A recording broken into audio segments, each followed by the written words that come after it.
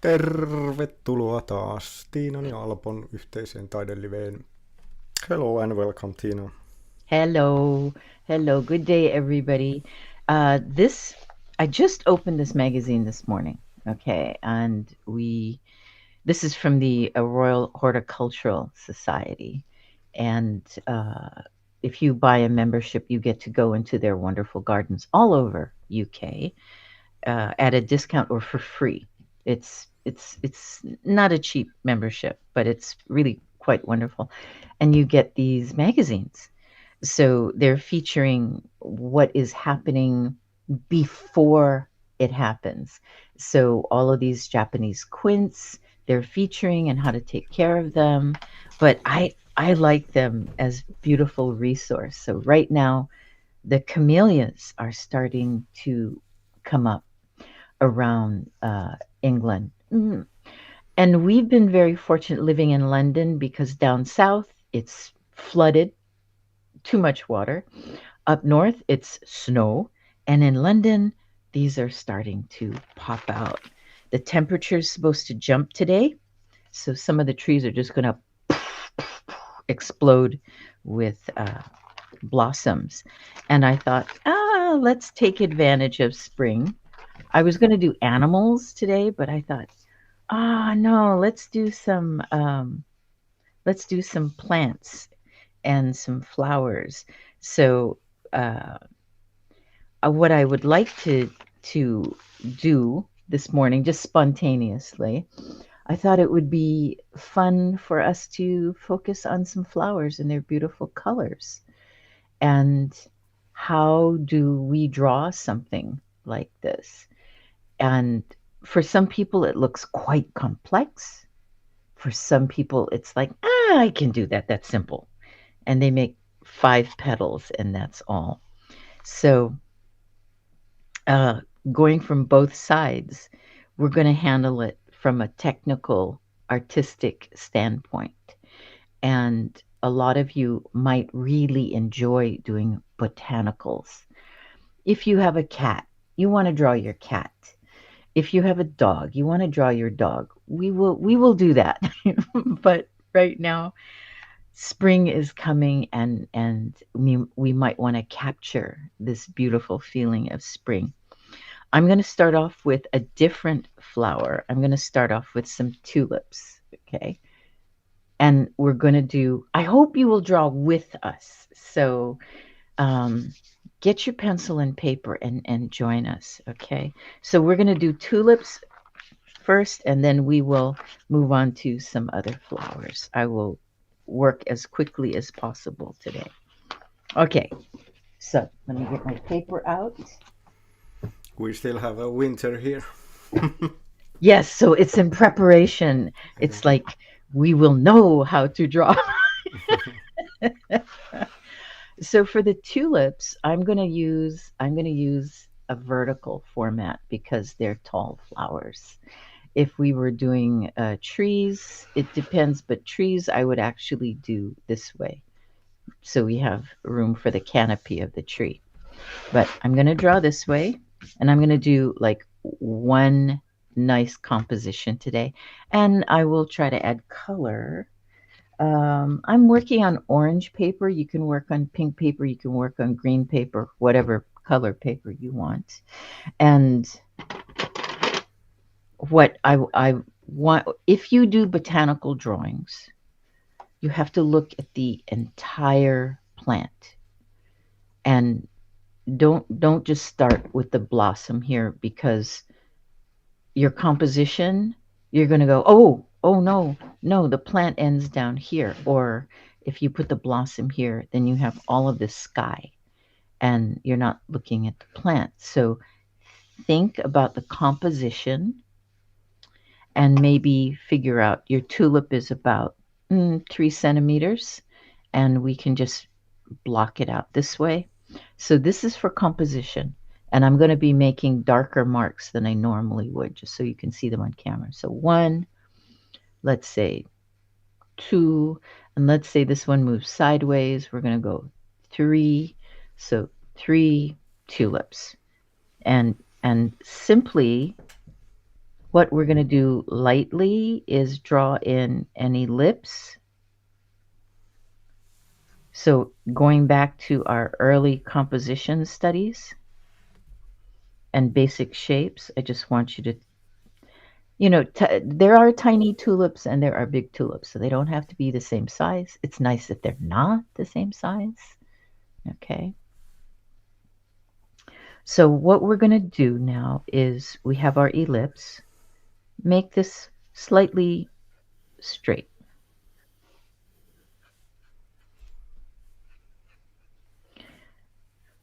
And this is how I lay out a composition for painting, for drawing and painting, and any kind of artwork I want to do.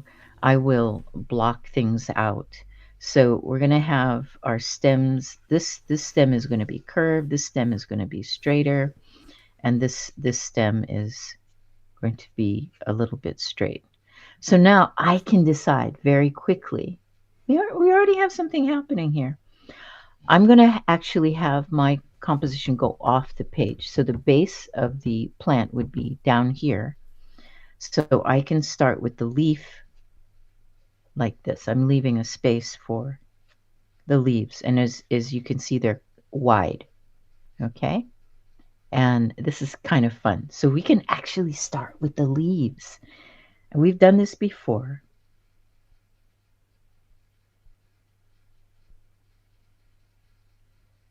We're going to cross over. We did leaves a long time ago. So like a figure 8. And then this one can come up and actually bend over if we want. Again, a figure 8, just because it looks really neat. And then we can even come back down like this. So you can see very quickly we have a composition happening.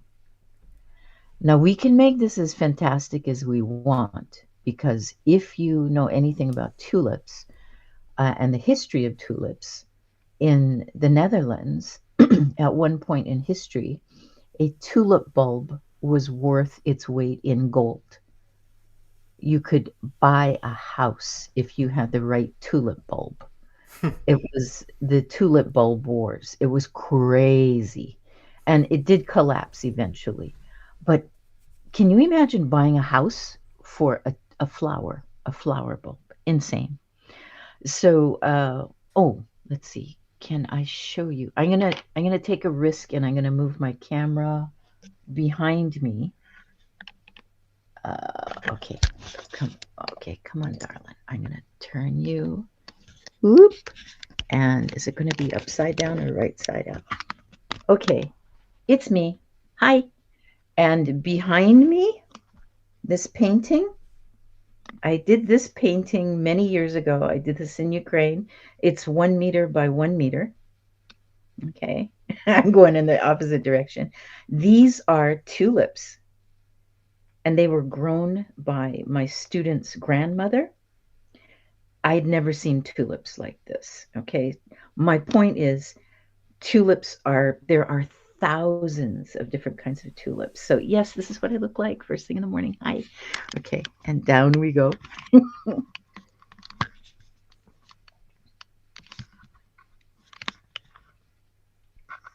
Tighten up my camera again.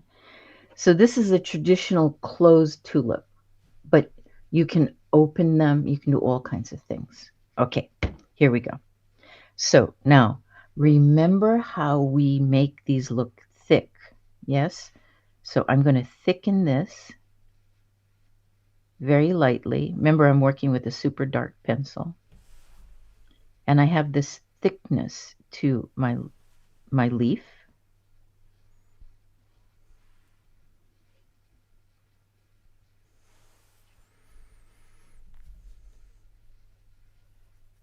And I'm just going to make a guiding line here.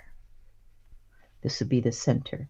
Now we have a lot of veins in tulip leaves. We do indeed. And they are so cool. I love drawing these.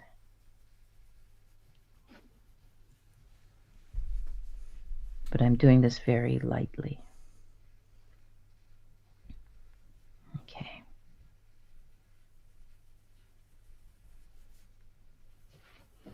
Now you see how this is coming towards me a little bit.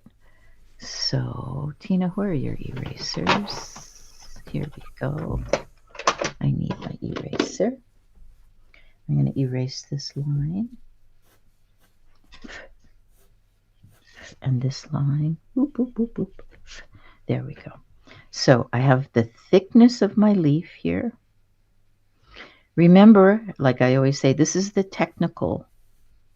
learning the technical part of drawing. You can get really expressive after you learn a few simple hints. I hate to call them rules, okay? No. We have enough rules in life. I don't need to beat you over the head with you must draw like this. No. Express. Now, if you wanted to, with the other, just, remember all the things we've drawn together. So I can actually even curve my leaf.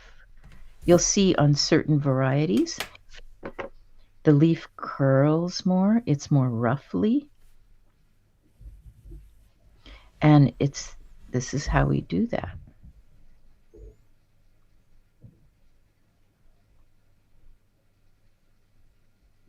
And I can ruffle this one too.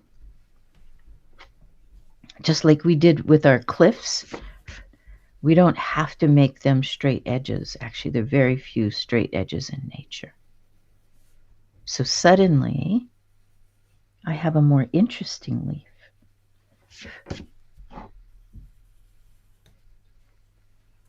And then I can add more ruffle here.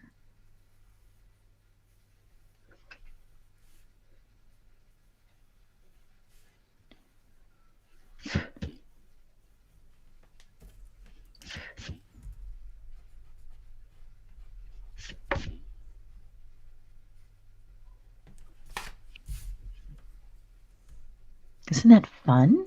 No, I mean, it looks a little shaky, and then I can make this a little thicker here too. The leaves are gorgeous. They're easy to draw. They decorate themselves. They're show-offs. They are really show-offy. It's like, look at me, I'm so beautiful. I'm a tulip. Love me.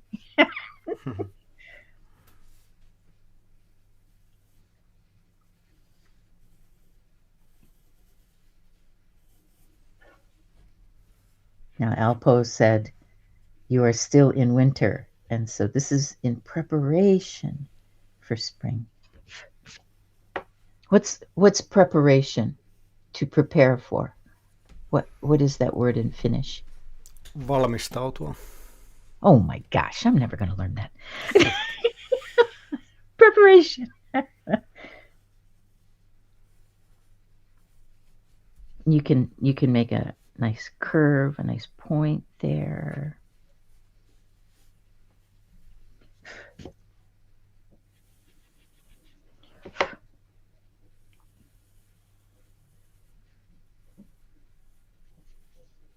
I'm going to make a little ripple here. I'm going to make this one go up and down.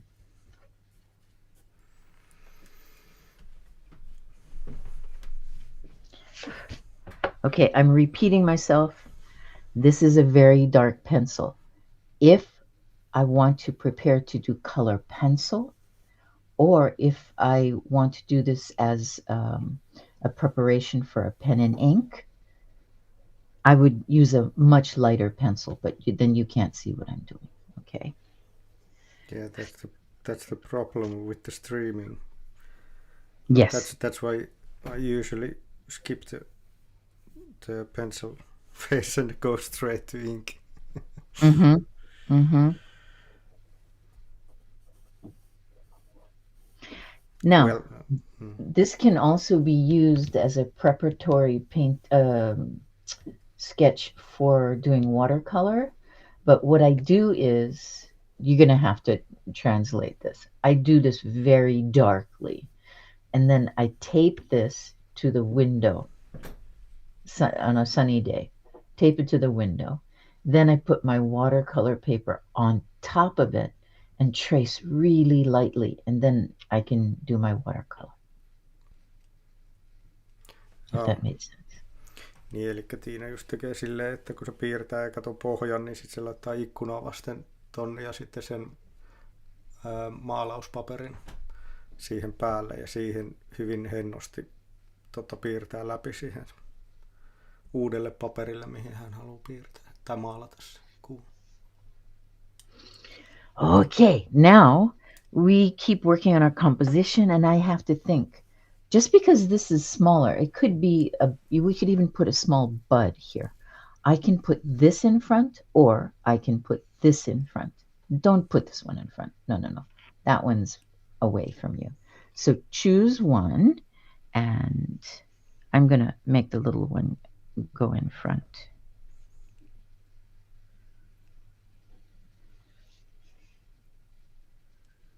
Parallel. And they're pretty straight. Tulip stems are pretty straight. They're not like a lot of other plants. Okay, I'm going to zoom in because this is a key point when you're doing these flowers. This is a bit dark. All right. What you're going to do, be in mind, it's a quarter of a circle. So you got your circle. You're just going to take 1/4 of it, okay? And this makes it look more natural. It's a little tiny curve. So it's not like a lollipop stick. No. Nature. There we go. Okay. So this is too abrupt. This is not pretty. The only way you're going to see this is if it's towards you, okay? So if I want to have this come towards me, I'm going to do two things. It's like when we're doing a drinking glass. This is going to be fuller, and then it's abrupt. But if I do that, this is going to be slightly open. So just be aware of that. It's okay. This one we're looking straight at. So this is going to be flat. And then I can decide if I want this to move away from me, I'm going to have to be aware that it's curving this way. Don't draw these lines. I'm drawing these lines to explain it. You can draw these lines. Okay. So then I'm going to see that this is curved down here and coming up this way. This is the technical part of it. Okay? So this is coming towards me, this is straight, and this is moving away from me.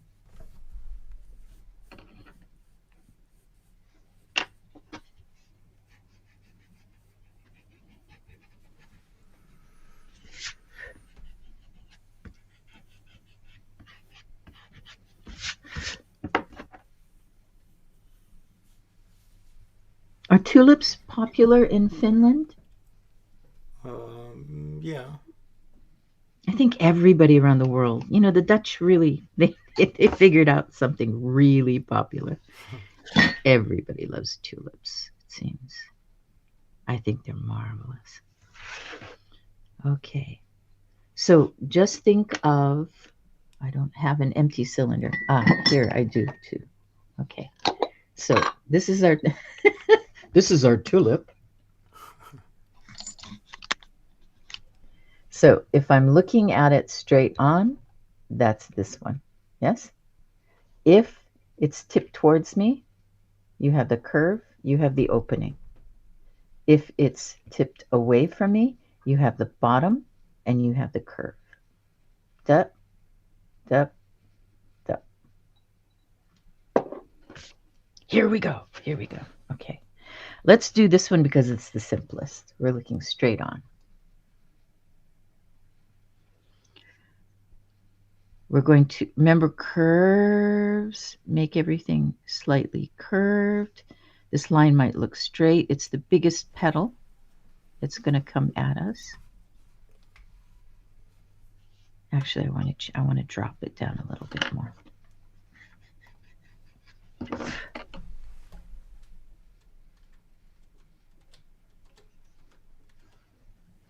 Now I'm going to get rid of my extra lines and my dropped pencil. All right. Now I like to put a little tiny ruffle at the top and then bring this down.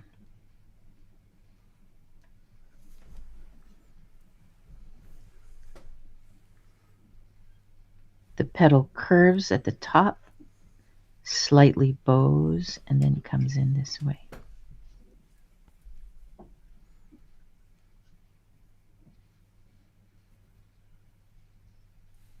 Okay. Now don't make them look too mechanical. I'm going to go ahead and shade this in just a little, but now I'm going to shift to color just because it's exciting. So Alpo, I'm going to shift to color pencils, okay? Yeah. All right.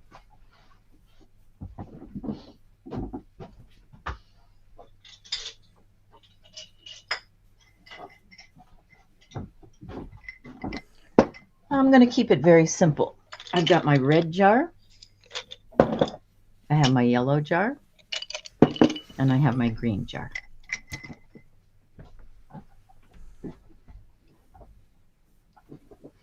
Now, of course, everybody's lighting is going to be different. So this is going to be quite what I consider mechanical.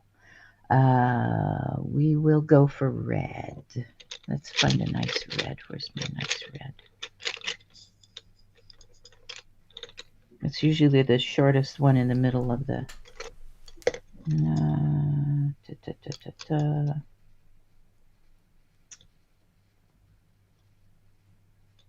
We'll go for the poppy red. Yeah, okay. I know it's a tulip, but we're using poppy red. Okay, we're going to demonstrate light hitting a curve. So we're going to have a highlight here. So what I'm going to do, look at what I've done. Straight, curve, curve, curve, curve, straight, curve in the other direction. I'm going to save this. I'm going to keep that as a highlight. Now, why am I not doing that? How come I'm using these lines? I want to show the veins of the plant, the veins of the blossom. It also reinforces the direction. Eli tuossa, kun tekee tolleen muodon mukaisesti, eli tolleen pystyyn, niin siihen saa ne kukan suonet tavallaan niin kuin näkyviin, ja sitten se totta kai niin kuin, korostaa sitä kukan muotoa, kun tekee ne viivat sen muodon mukaisesti.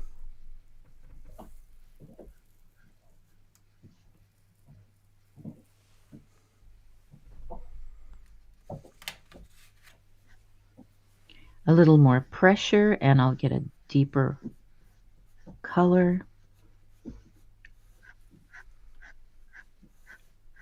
Yes, I'm planting my hand. I'm not doing a long line, so I don't have to move my whole hand. I am planting this. This is a curve, so my hand is resting. You might want to use a cover sheet. A cover sheet is simply a clean sheet of paper to rest your hand so it doesn't smear everything. This stuff doesn't smear very much, though.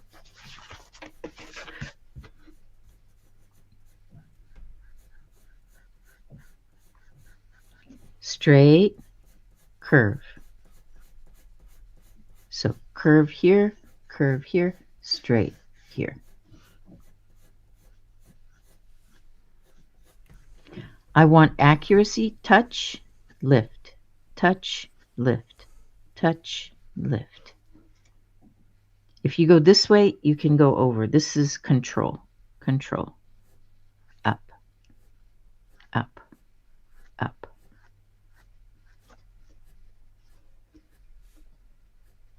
Oops, I'm discovering something. Hold on.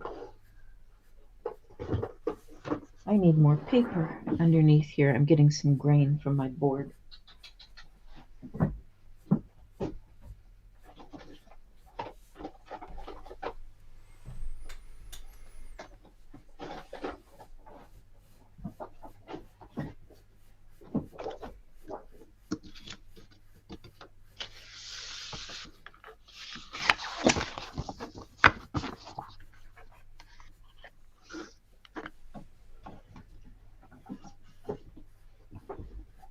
Do you celebrate Mother's Day in Finland?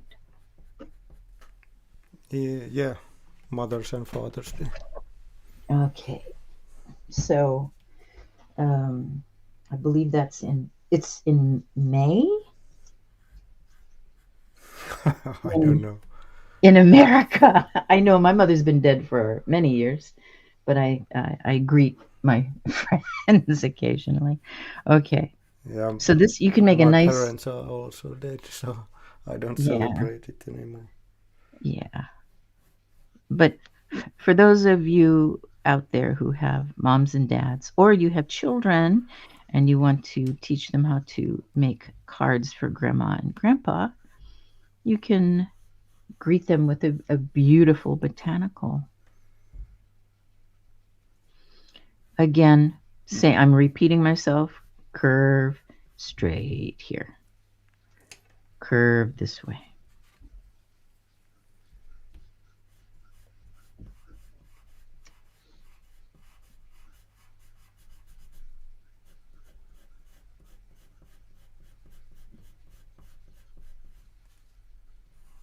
If you choose to do botanical, it is a good exercise in observation because you really need to pay attention to the light and the forms. And a daisy looks like a daisy. It doesn't look like a rose. What makes a rose look like a rose? And I think it's a beautiful exercise in observation.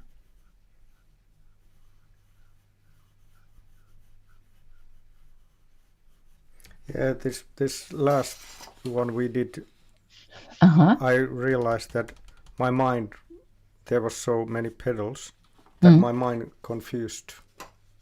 That's why it looks like that. It looks really good. I just realized afterwards that what happened there, and then I realized, my mind probably got confused and I started to do my own thing. It's Instead of copying the flower petals exactly. Yeah, but it was your art. That has its merits as well. Yeah.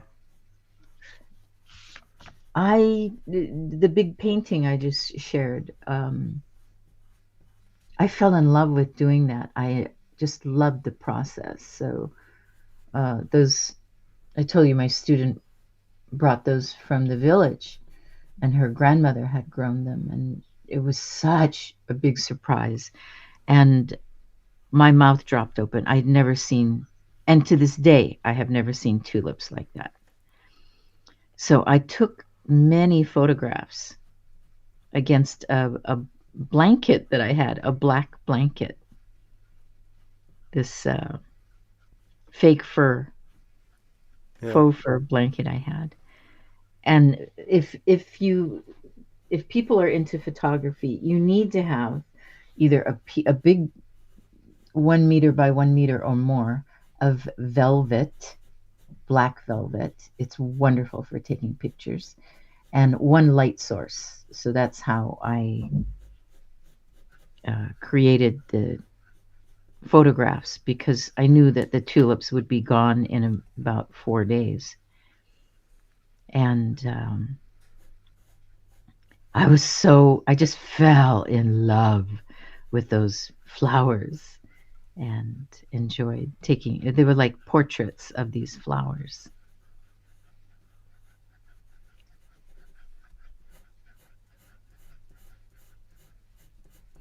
So now you're doing a great job. Beautiful, beautiful.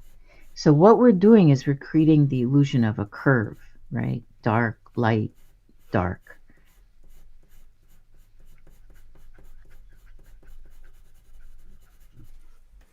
Yeah, in drawing it's fun because you get to imagine where the light comes and where the shadows goes, and you know, Mm-hmm. imagining a lot of different things. It's fun. It's like a play. It is. Okay, there are some tulips that have stripes in them and spots on them. This is, I'm not doing one of those, but you can. You can make, this is a good way to, the first step to creating your fantasy flowers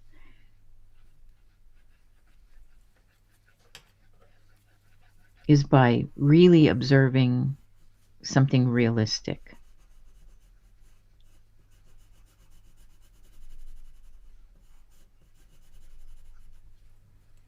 And as you say, you can move the light around. So you can have the light coming from here. This would be in shadow. You can have the light from the top. I took a photo of a yellow tulip opening. Again, black background. And then I put the light source up here, just blasting. You couldn't see the light source. You could just only see the result. And the whole tulip just looked luminescent like a lantern. It was so pretty. Yeah.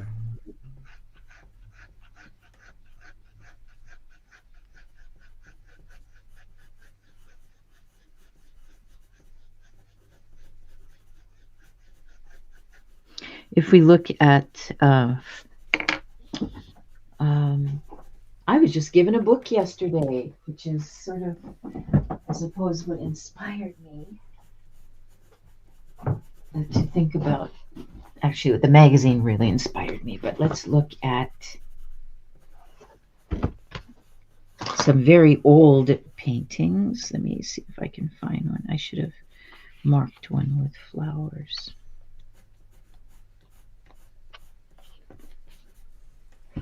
Okay.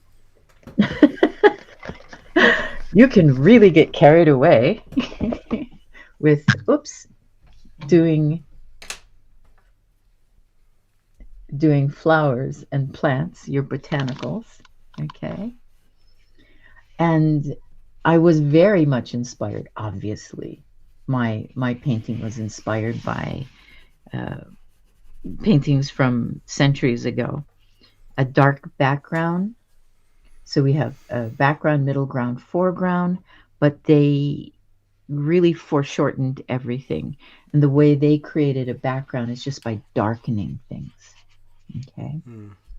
And the focus, of course, is opulence.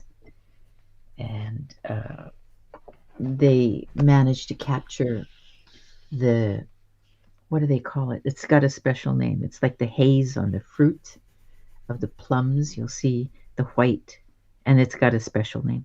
And the brightness of the tomatoes. So this is, and they threw in a dog just to show how rich they were. We have an animal that lives in our bedroom and eats at our table. We're that rich. I think animals in a lot of these pictures are pretty funny. And they're quite large too. So we know what season it is. They got a parrot. Yeah, I just noticed that there's a parrot also. They have orange trees in the house. Okay, so they haven't. What are they called? Orangeriums or something like. A hothouse with fruit in it.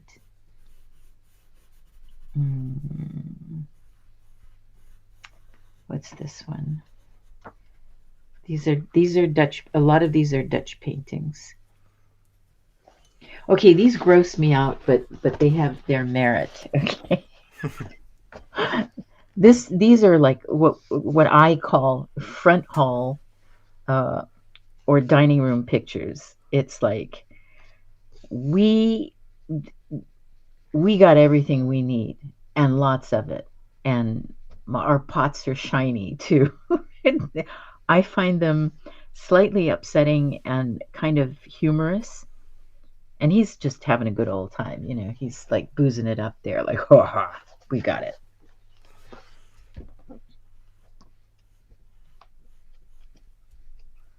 So I hated these when I was younger, but now I appreciate I appreciate them a lot more for how detailed and how quickly they had to work. Okay, you had to do a lot of studies because they didn't have refrigeration, and the flowers are going to kick off, right? So, of course, now we have photography. We can do anything we want over a long period of time. I'm gonna make this ripple a little bit by putting in a midtone here.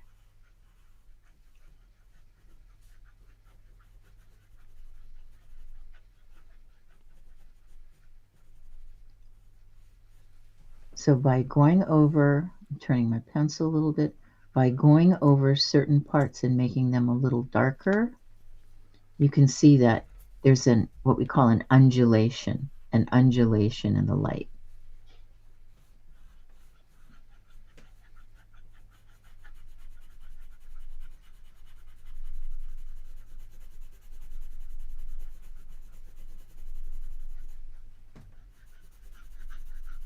I'm working fast. I repeat myself. I'm working very quickly. Nobody has to work this fast. You can really take your time. Okay, now this is kind of a cool point right here. Let's move in. Let me get a little bit more light on the piece. Okay, so I can see the camera keeps adjusting, but right here, if you look at your flowers, the color is going to blend with the stem. Okay, so I've got my stem. I'm going to push up gently. So touch, lift, touch, lift. And what this does is it creates a really soft blend right there. So I can start off with my lighter green, and then I can shift to a darker green. You have to look at what your stems look like. And I'm just gently touching over. Now I can move down. Now, a lot of people just go blah, blah, with the stem. Love the stem. It's like stroke the stem.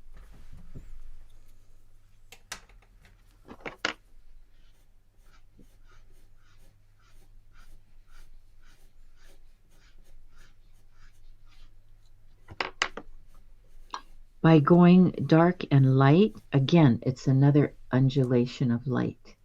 So there's some light there. There's a little bit of dark there. Light and dark. It makes the stem interesting.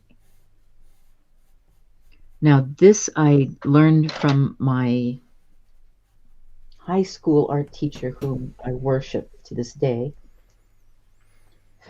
He said everything should be interesting. Every part of your painting, every part of your drawing. Make it interesting.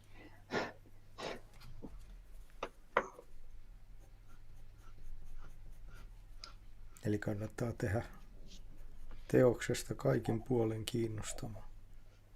Ei vaan yhtä kohtaa.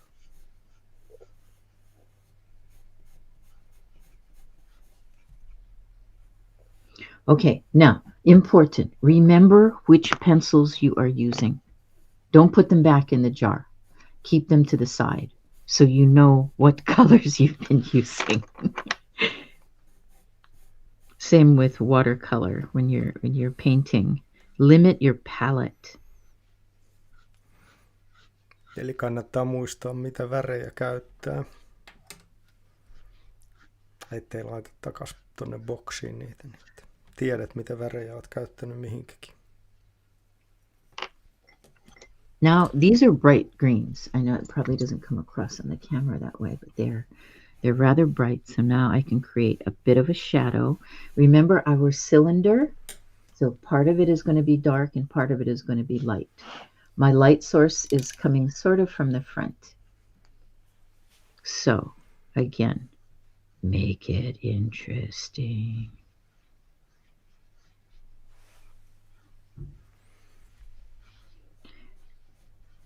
At first, it might not be really obvious to the viewer, but after a while, they'll find all the detail you put in very, very interesting. They go, oh, I didn't notice that before.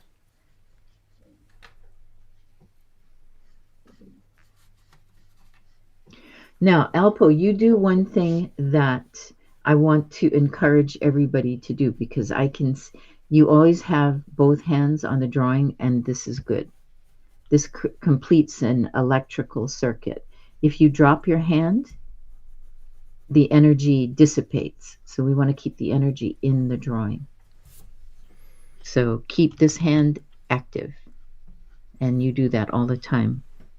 Eli Tiina mainitsi tuossa, että kannattaa muistaa pitää molemmat kädet siinä, kun tekee työtä. Että se ei tässä striimissä mulla näy, mutta mulla on käsi täällä paperilla. Toinen käsi tuossa paperilla. Okay, so what color should we make this one?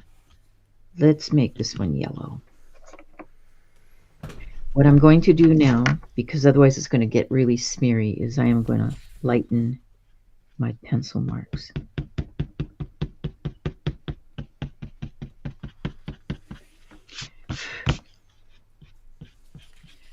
Just for fun, I'm going to change the shape a little bit.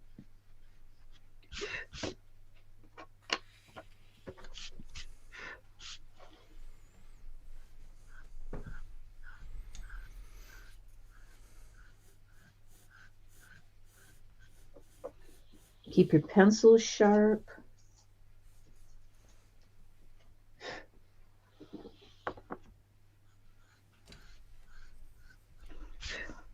Cylinder light. Cylinder dark side. Welcome to the dark side. The dark side of tulips. Ooh.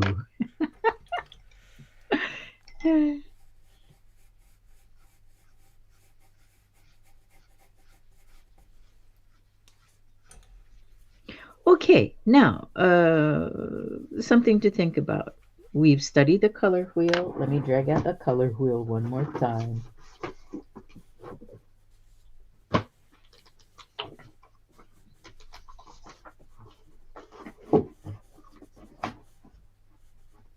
I safely put it away. Watch me not be able to find it. Here we go. My file is right next to my desk. Okay, back to the color wheel. So, what is the opposite? Remember, this is a secondary color, and secondaries are always across from primaries, red and green. So, if I want to create a shadow, I don't have to go here. I can go here. I can go right across the color wheel.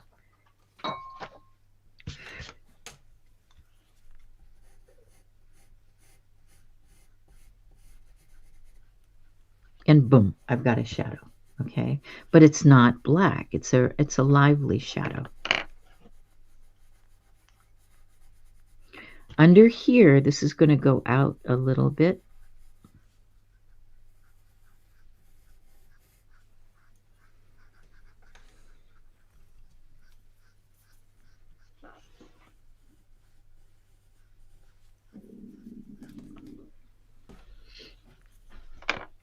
Okay, I think this is a little too thick. I'm going to go in with my eraser.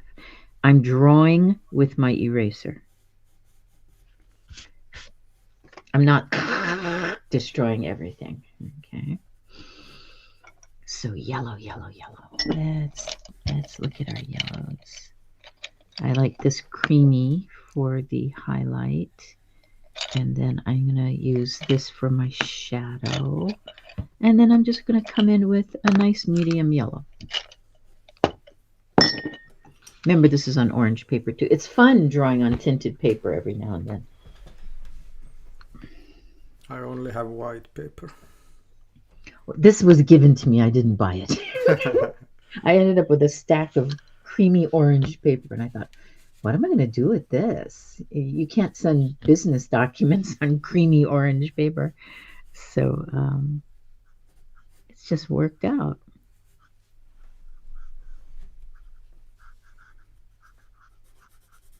And actually, I was also gifted some green drawing paper, which I haven't used yet. Now, remember when we did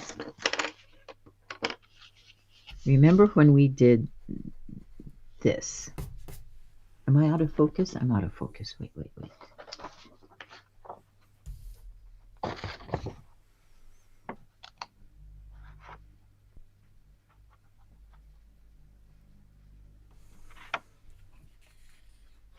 Come on, wake up.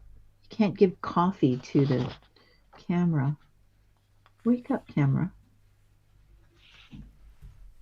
Ah, there we go. Okay. We did this, and we made the daisy. Short, long, and then in between. Okay. And then our stem went this way. Well, this time the stem's going to go this way, and we're turning it this way. So that is what we're doing. Short, long, and in between. Okay? And that's the bottom of our daisy. Long, short. It's like an umbrella. Okay, so these are the strokes that we're using. And again, these are going to be straighter. These are going to be more curved. We use this for our eyelashes. We use these for flowers. We use these for these strokes and these tricks. Remember, I call them tricks. They're not rules. It's just kind of how things work. Okay, so that's going to be happening here.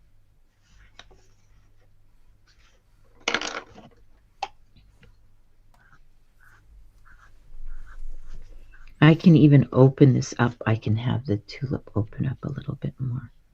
I was thinking the same. That I could do this a little bit differently. Yes. Than the first one.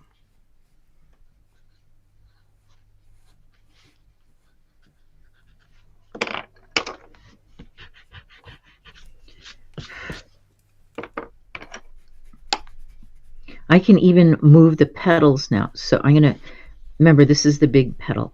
I'm going to show this at a slightly different angle. So this petal, the center petal, is going to be narrower because it's a 3/4 view.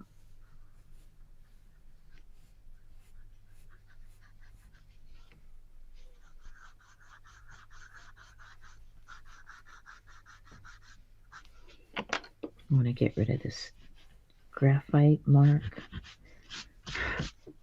Oh, look what I found. Okay, I can't pronounce the name of this store. Okay, I don't know what that says. I haven't heard the name. But I lost my architectural brush a long time ago. And I was so sad, but they're quite expensive. But I found this. It's very soft, and then I don't get any of the oil. My hand is oily. Humans leave fingerprints, okay? And this, remember, I was using a piece of tissue and fluffing it, but now I have this, and it was less than £4. It was a terrific deal. I'm so happy.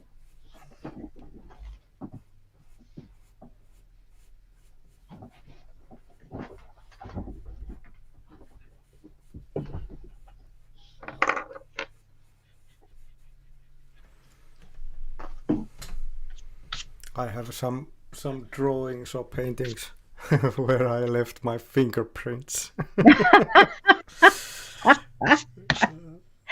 fun. There are fingerprints on my pottery, that's for sure.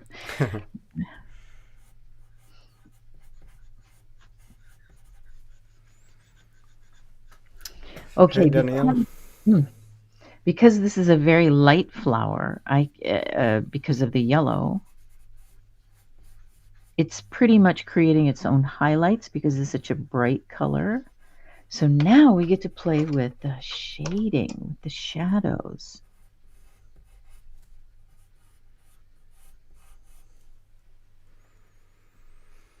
Okay, this is a hint. When you're drawing flowers, you're going to be tempted to use brown. Don't use brown if you want your flowers to look happy. As soon as you put brown, they look like they're dying. So, Ei kannata käyttää ruskeita kukkia, jos haluaa eläviä kasveja. so what's the opposite of orange? Blue. Blue, and you can use purple. Don't use black, don't use gray. It will dull them down terribly.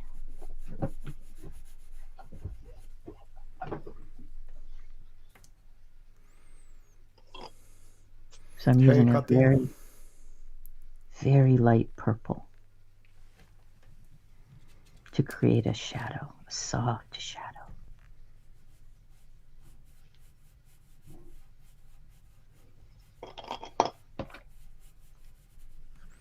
Mäkin tässä laitoin liilaa tuohon niinku varjoksi. Tai sitten voi käyttää sinistä.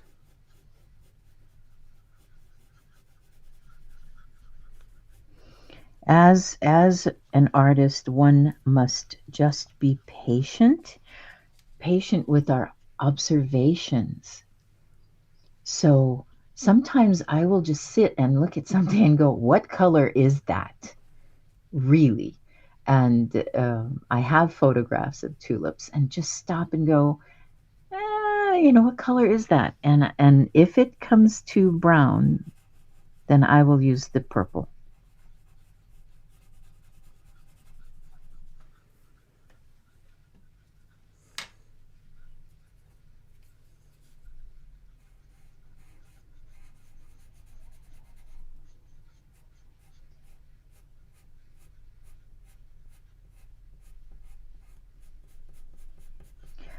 If I have a very light flower, what do I want to put behind? I need contrast.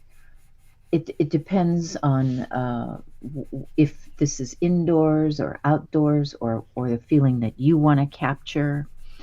You can use a purple for a background. You can use a blue for a background. I think a blue would be nice. Which blue? That's the question.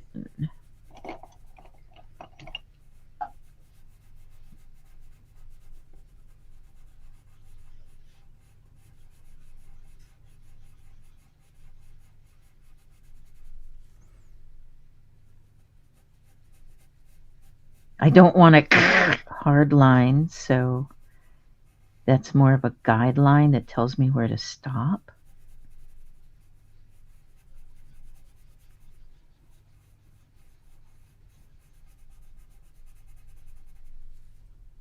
And remember, this isn't the only time you can draw this tulip. You can do this exercise again and again. You can look in magazines. You can look at seed packets or bulb packets. Or go online and just find photos of tulips or petunias or roses. Roses are a whole different thing, okay? I start with a tulip because it's simple. If you start with a rose, it's very difficult. It is very difficult. You can get lost in the petals very easily. Hard to get lost with tulip petals. There are only 3 or 4 of them. There's a Daniel, what if you're drawing impatience? I don't know what that is. Impatience? Very pretty flowers. Let me bring a picture up. I just get a feeling like impatient. Yeah, I don't know why they're called impatient. I do. Flower that I can't wait. Here they are. Here they are. Boing. Okay. Ah, yeah, I know those. Yeah. Oops. Where did they go? No. Give me back my flowers. There we go. Oh, I love it. Touch me not. What a fussy flower. Impatient. Touch me not. Ah, fussy flower. What? What? Do you want me to touch you or not?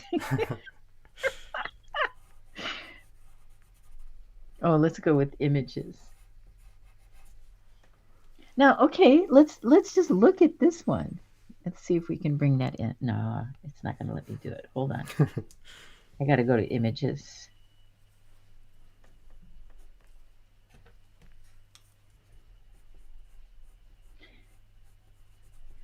This is a pretty simple flower.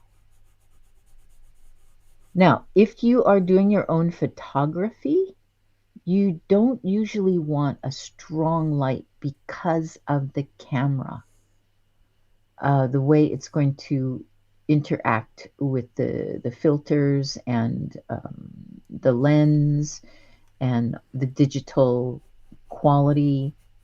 But that's a pretty basic flower, don't you think? It has, we have to study the structure of the flower. It looks like it has one big petal here. And 1, 2, almost like an orchid. It still only has 5 petals. 1, 2, 3, 4, 5. 1, 2, 3, 4, 5. So it has 5 petals. We can do this. We can do this pretty easily with a color pencil.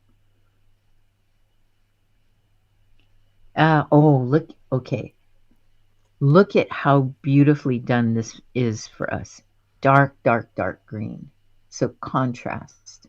Lots of contrast showing off the blossom itself. Oh, look at whew. This is pretty wow too, red and green.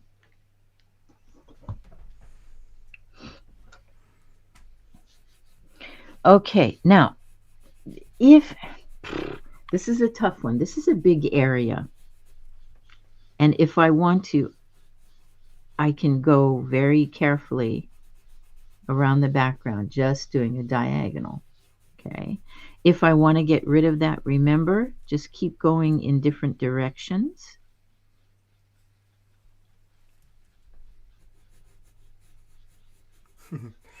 Danielle saying it was so impatient it left the screen. Is that her favorite flower?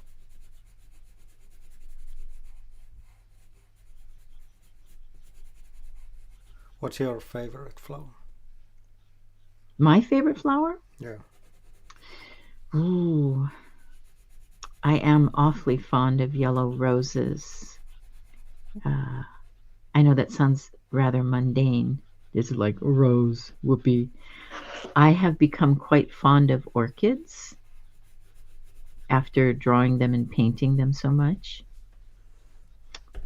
But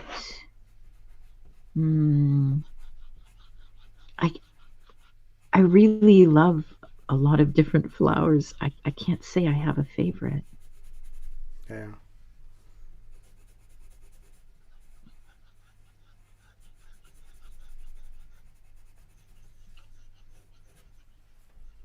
Okay, now when working on a background, I'm jumping around a little bit, but this is very important, what I'm going to do now.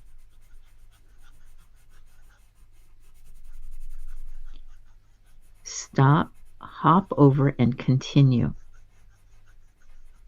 Don't abruptly change. Don't go dark here and leave this light. No.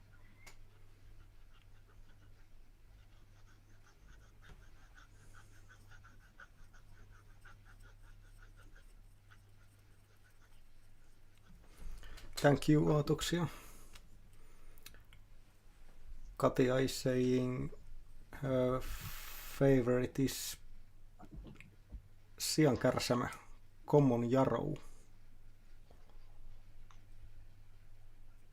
There's a lot of healthy benefits, if I remember correctly, on the siankärsämä. It's common yarrow. Common yarrow is in English. Common yarrow. Okay, let me look up. It's like the healing plant, if I remember correctly. Oh, yes. I do love looking at these. Yes. See, there are too many beautiful flowers. There's there's one that's very similar to this, and it's very toxic, so you have to be careful. And then there's Queen Anne's lace, which is similar, but I think it's spread out more. Look at that. So beautiful. Oh, I love different dandelion. colors. I've only seen the white ones. They are growing in the garden. Oh,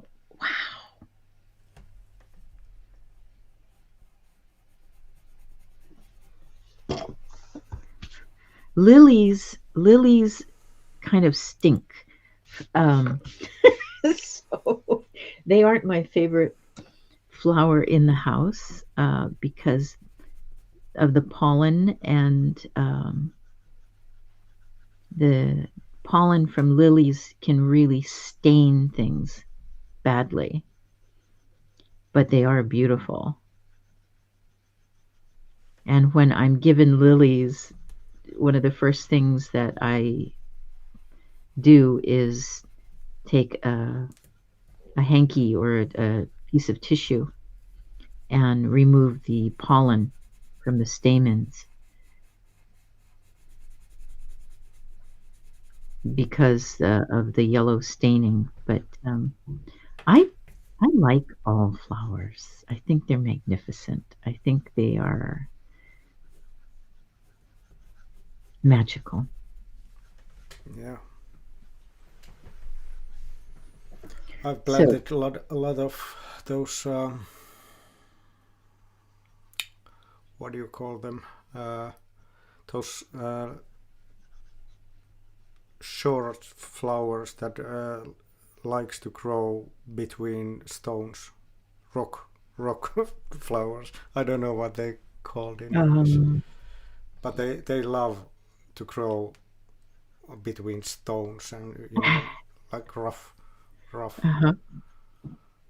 Well, there's moss and algae and many things. We have what we call ground covers, those plants that specialize at staying low and creeping about. I don't know, you'd have to take a picture of them when they come up, and then we can, let's see. Let's look. I might have some old pictures in the Instagram from some years back. I'm not sure. Ground flowers that spread. Wow. Okay. Yeah. Good heavens! Look at that. I like because they spread a lot, and the bees really love. Yes. Those. There's always in the summertime when they are in bloom. There's always a lot of bees on those. Well, you have ground covers that grow in full sun. So we've got all creeping ice plants. Ice plants. Is that what you're thinking of? No, it's the different ones. The smaller that create like a red that pink flowers. Oh, you'll have to take pictures and I mean these plants are a wonderful addition to any painting. Yeah. or any color pencil work, because you can really scribble and scratch them in quickly and then highlight them with just all the different shades of one purple from light to dark Yeah. in this one. So great fun. Okay, Nak- working Nakki, on. Nakkipiilo is saying my favorite is gardenias, as I had them in my wedding in Cook Islands. Daniel says dandelions love growing between stones. Yes, they love growing anywhere they can. Yeah. I Monet like. painted flowers, says Aatoksia. Yeah, Monet also, if I remember correctly, had a lovely garden. Oh, Monet's Monet, gardens are famous. yeah. Let's see.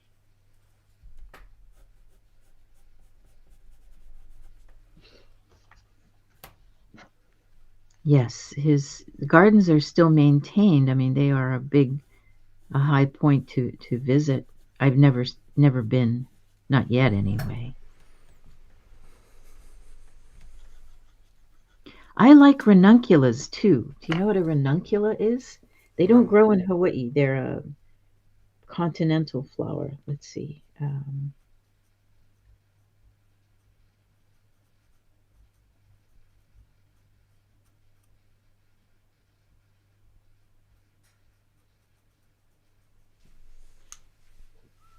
Here, these things. I couldn't even believe they were real the first time I saw them. They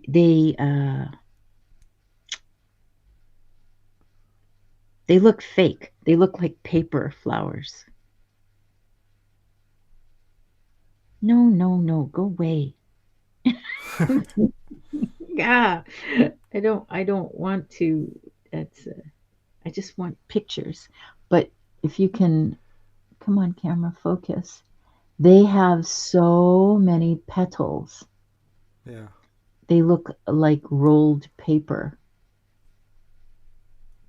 And the first time I had seen them, I had seen them in a field situation, which meant they were maybe 200,000 flowers. And in, I don't know, almost every color you can imagine. Okay, this is important about doing backgrounds. What you need to do is squint. You squint at it, pinch your eyes shut, and you'll see if you need to be darker or lighter. But again, you want to carry this over on both sides. And this makes this part pop towards you.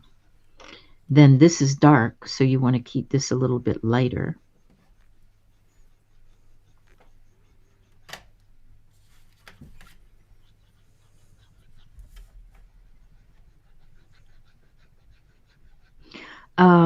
What is the national flower of Finland?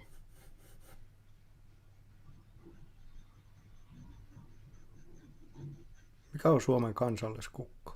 Onko Suomella sellaista? Mulla lyö ihan tyhjää.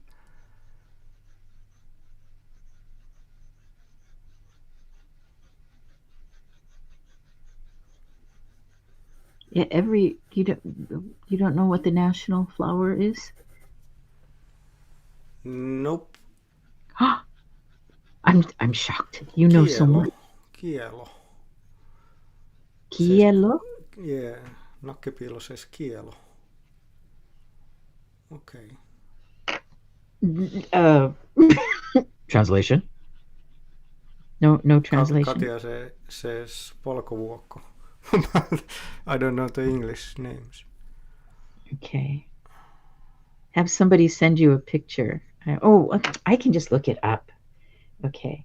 Ours is the American Beauty Rose. It's red. Mä en ole ikinä ajatellutkaan, että onko Suomella kansalliskukka. Lily of the Valley. Oh, lucky you. Isn't that beautiful? They smell so good. Joo, kiitos. That's Kiitos nakkipiilo. there it is. Finland. Ta-da! Katja says that in Finland there is mikä on maakunta? Different places, different flower. Well, we have National flower. state flowers, but like our country is represented by the American beauty rose. In Hawaii, my state that I come from, it's the red hibiscus. Not biscuit. Hibiscus. It's kind of it's okay, but it is, let's see. Let me just bring up a picture of it.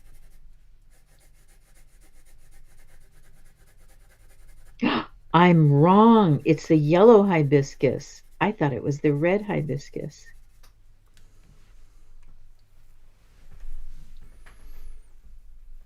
Yeah. Different counties have different flowers. That's ours. Oh. That's the official one. And then people say, no, it's this, it's that. And it's like,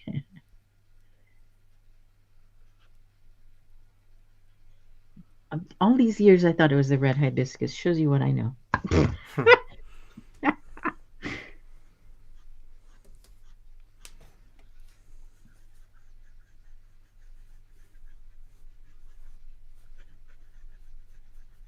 Is anybody drawing along with us?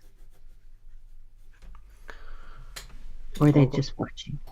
Onko siellä muut taiteilemassa tässä mukana?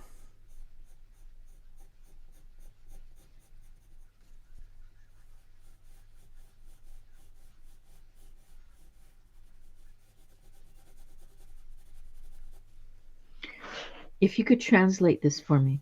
When we draw, we are sculpting with pencil. Elikkä kun me piirretään, niin me And after a while, nobody's drawing with my brain is spinning empty. I'm trying to find a word for sculpting.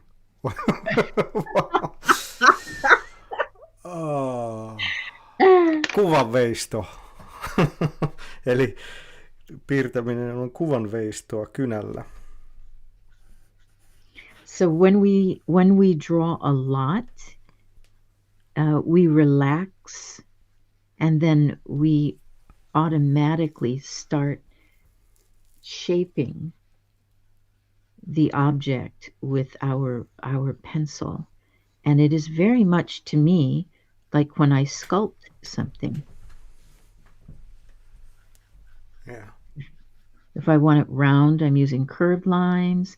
If I want it strong and flat, I will use straight lines. And I don't even think about it. I just start doing it. Katja is doing art with us. Thank you. Thank you. That makes me so happy. Yeah, Katja has been here for a long time. Katja, thank you.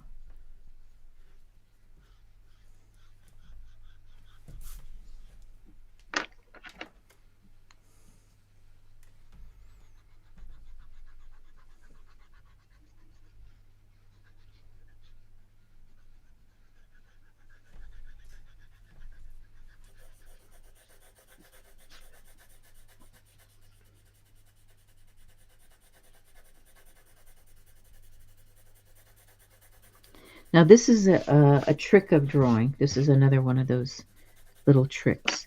If you want to have something really pop and come to life, try to save a little bit of the white of the paper. Mine is pink of the paper, but the lightest part of the paper showing through just a little bit. That's what makes eyes come to life with the highlight. And even trees, later on we'll do trees.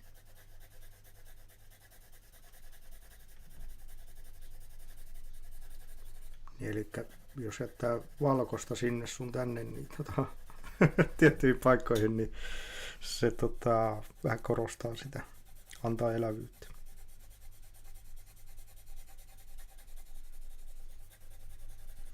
Se on vähän tuon valkoisen kanssa vähän sama kuin tuon mustan kanssa, että siinä tarvii vähän opetella, että tietää, että mitä tekee niiden kanssa.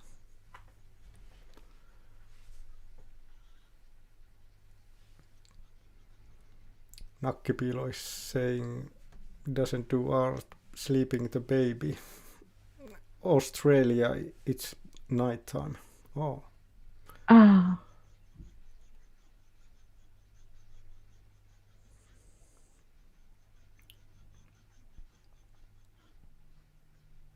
Well, then just enjoy.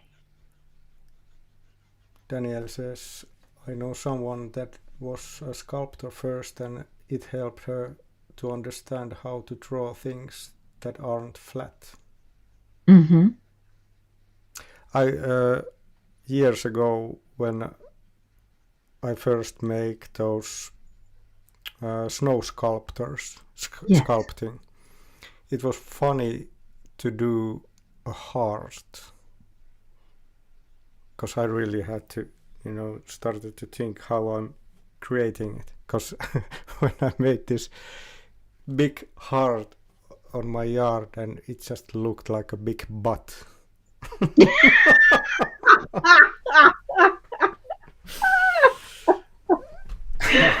Elbow. Oh my God. You make me laugh so hard. That's so great. Yeah, I was thinking, does people think that I'm just like doing some bent over, things that does anyone understand? It's a heart. God. Put it on the front lawn facing the neighbor. Yeah. Well, it was facing on the street. Oh, perfect. Absolutely perfect. Love is in the eye of the beholder. Yeah. What's coming I out? sometimes when I'm out walking, I create this fast snow sculpting on the side of the road, like I do hearts or flowers, or I write "Have a happy day" or something like that. Wonderful.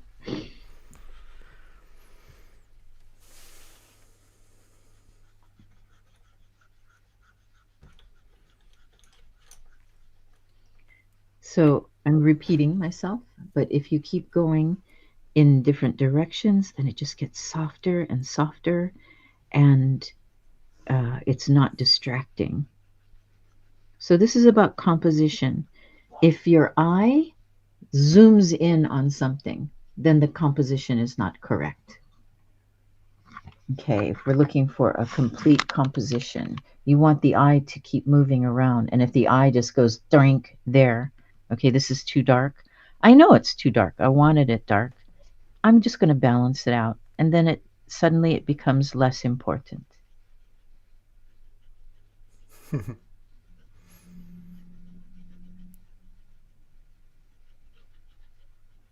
I mean, we can make a political statement, or I can, that's what a lot of politicians do, is when people are focused on something, they create another distraction. So you're not looking at that anymore.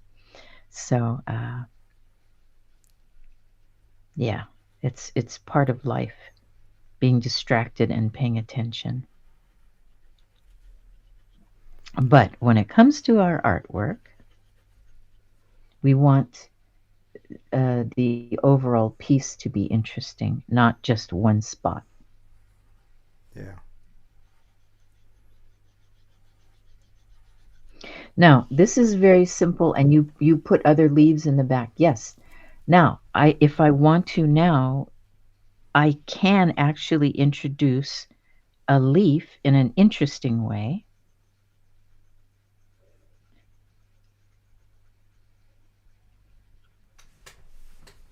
Like these will be green, but there's nothing that says I can't draw a blue leaf in the background.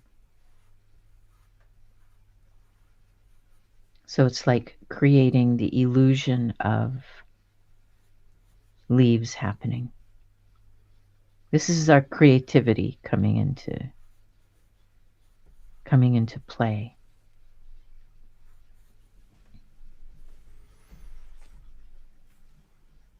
Eli taustalle voi tehdä vaikka sinertäviä lehtiä, kun on siellä varjossa.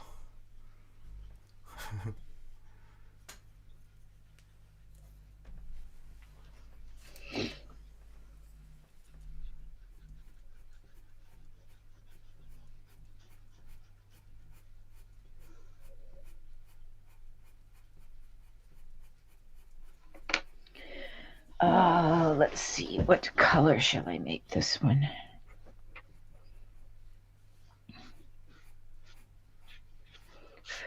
So remember, this is opening up towards us. Let me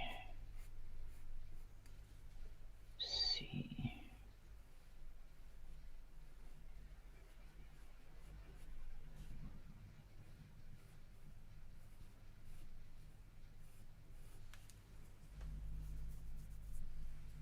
I think I will go for a purple as well. You're doing purple too. Yeah. I'm looking at sometimes I just need some inspiration. Oh my goodness. There we go. Do do do.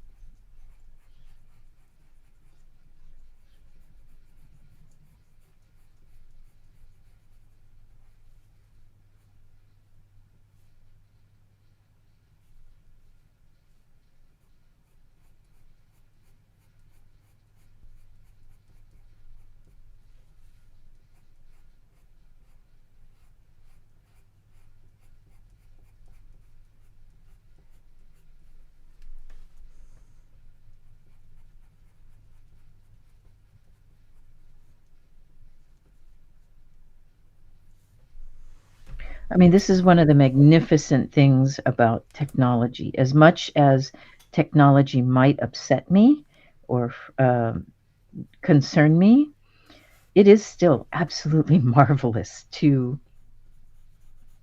have all of this knowledge at our fingertips. Yeah.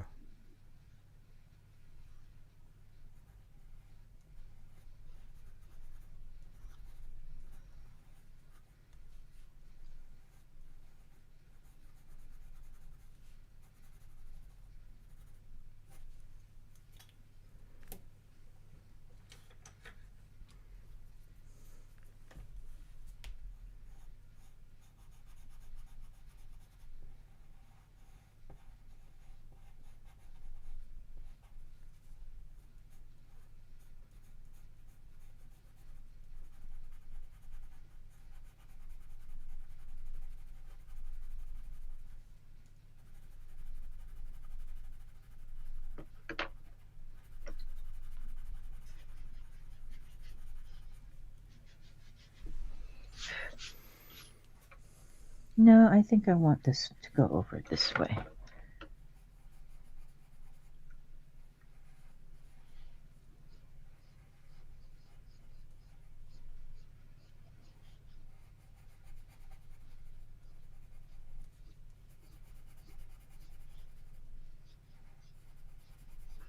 Remember what line does. Line moves the eye.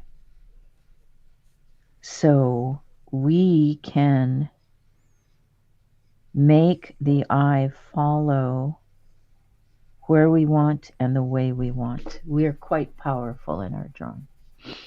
So understand what you're doing. And the term trompe-l'oeil is fool the eye or trick the eye. So this is 2 dimensions. This is 2 dimensions. It's a piece of paper. Yes. And now we can just really have a lot of fun doing what we want.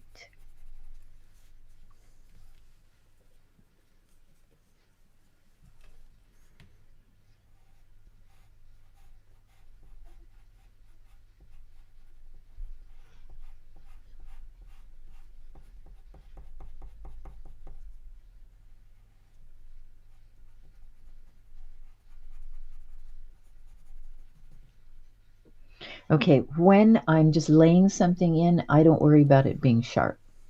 But now I want detail. And now I'm also going to go back here and I want to erase my graphite.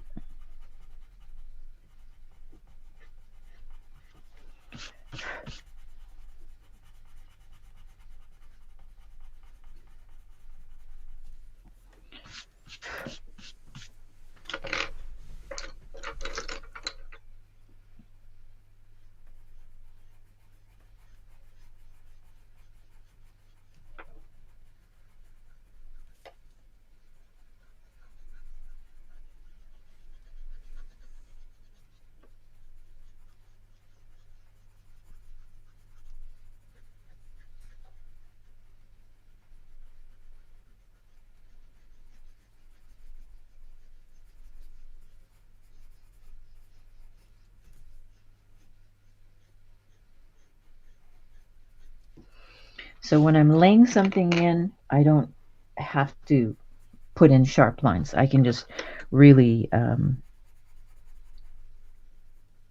just put in our shapes and our quote-unquote guidelines.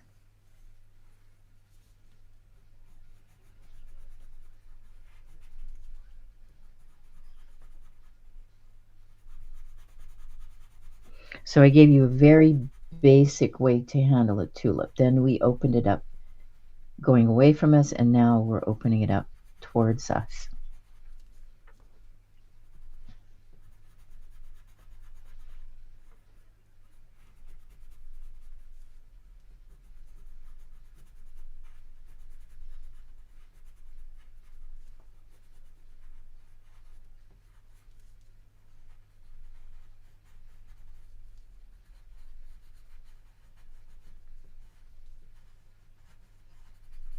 I can very easily spend 15 hours on a drawing. So, you know, it's not a rush. It's not a competition. I mean, maybe it is, but not during this time together.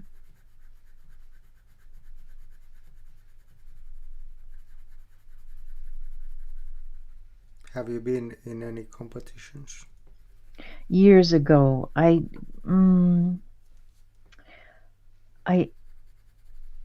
didn't like the whole attitude and the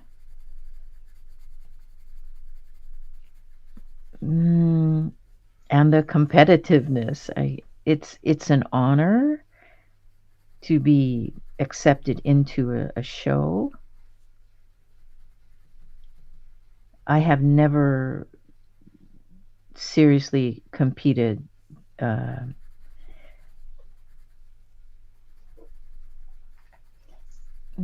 a teacher. I didn't like to pit my students against each other and make them feel like they were less because theirs didn't look like the best painting in the class. I've always been more for the creativity. And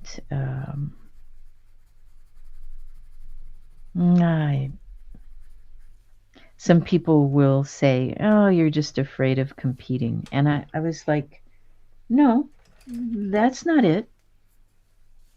I'm doing this for myself.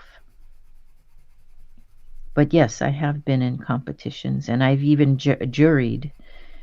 I've been asked to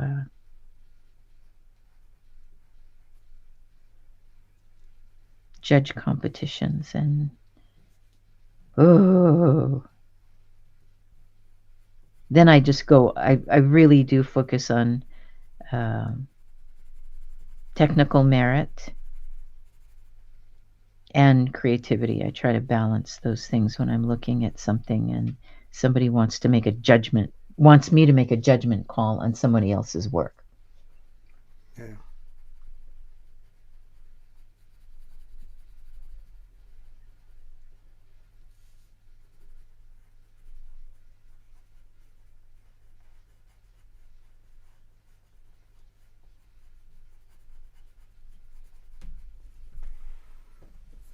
Some people love competing. They just they go for it. They're just chomping at the bit. It's like, yeah, I'm gonna do this. And I guess I just don't have that kind of killer drive, if that makes sense. Yeah, I have the same. I've been asked to take a part, but I'm not that interested.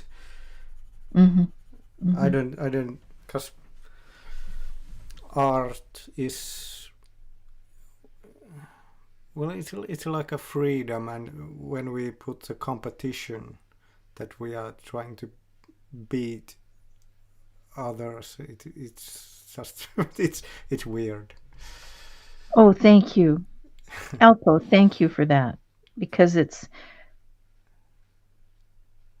to me it's so personal. Yeah.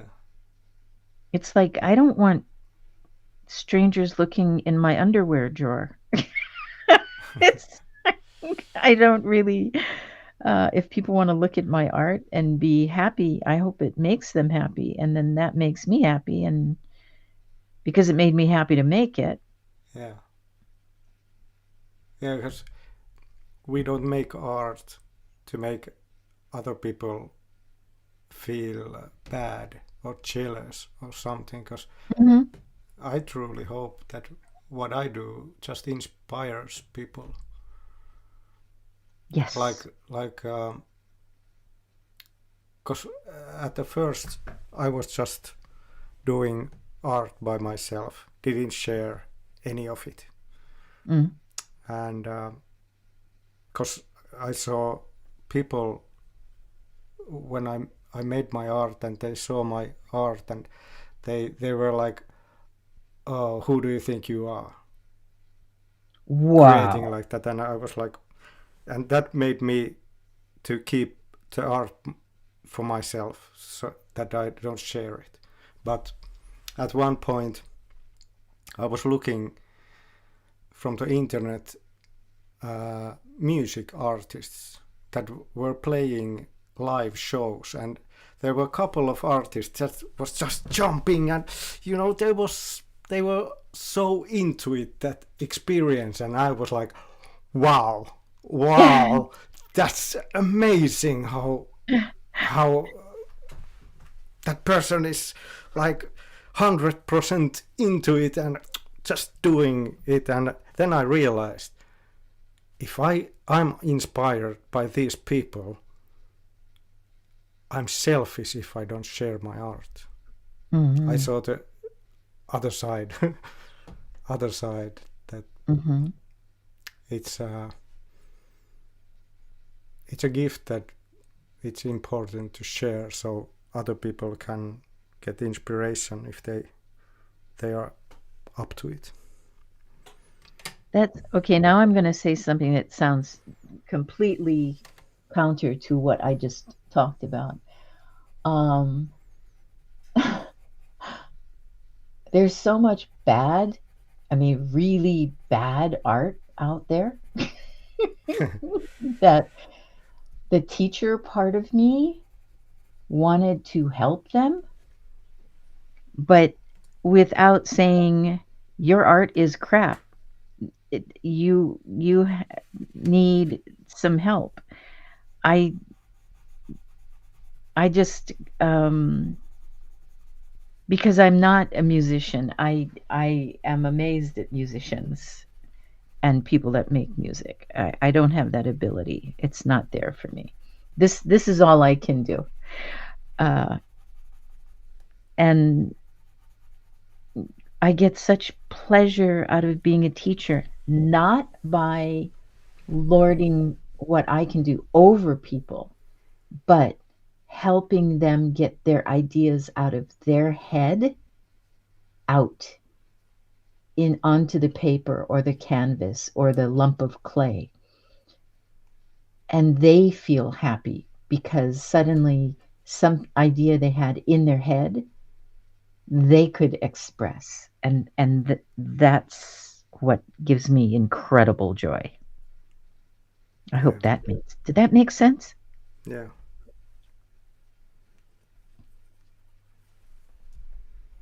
Because sometimes I look at stuff on the internet and I just go, ouch, that I can't look at that. That just hurts my eyeballs.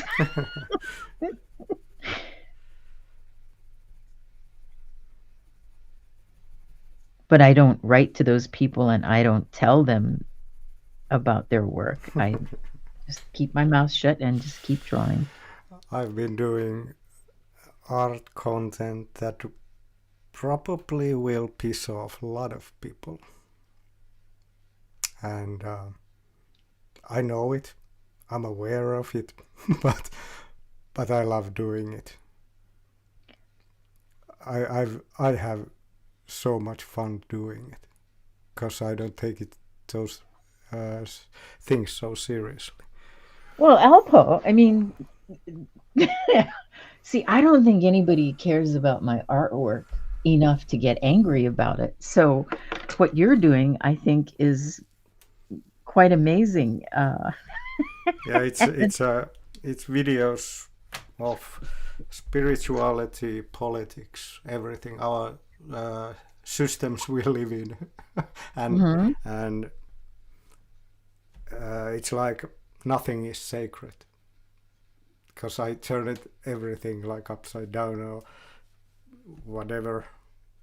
I just make everything like laughable if people can laugh, but I know there are a lot of people that will get mad because it's the trigger for them to release that energy. Yeah, but see, this is why I consider you a true artist. I can't really consider myself a true artist. I haven't hit upon something that is so controversial that I can make a statement about or that I care so passionately about. And I think what you do is amazing. Thank you.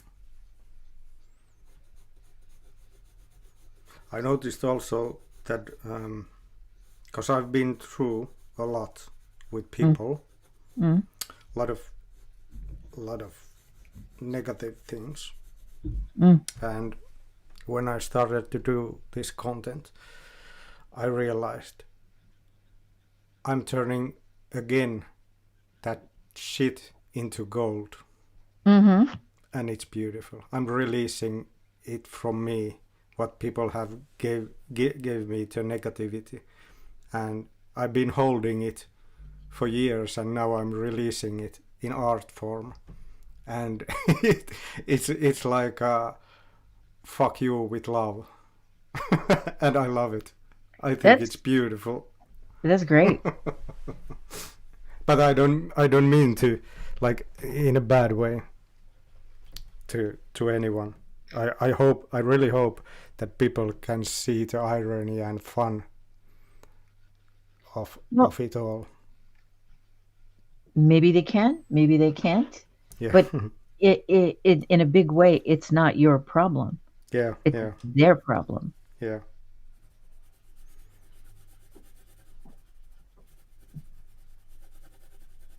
But it Well, you know, released a lot of that old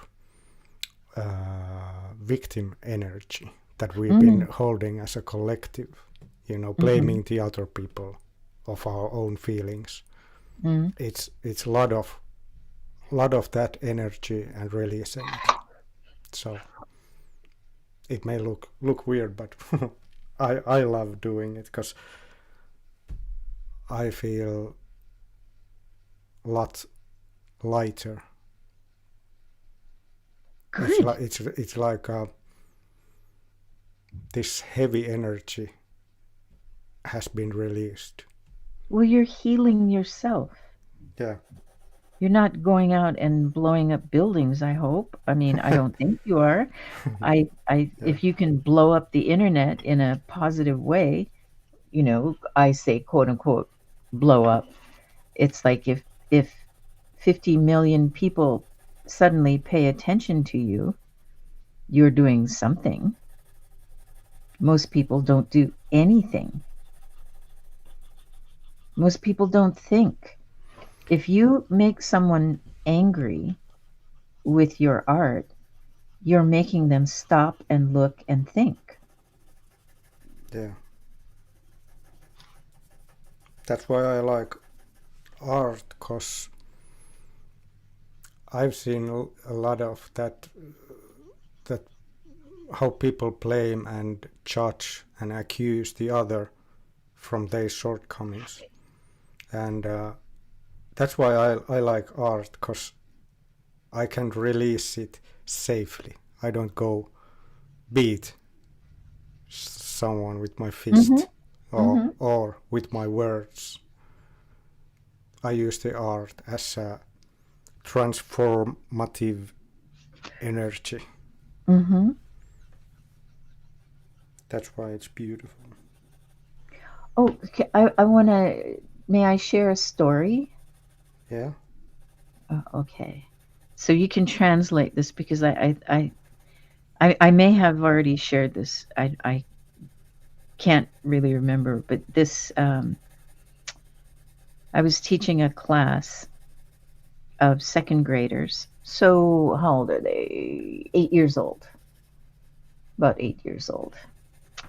And I remembered a critique that my high school teacher did. And this is the teacher that I absolutely worship. And I've had a number of art instructors that really did save my life. This is one of them in high school. And he would do a critique.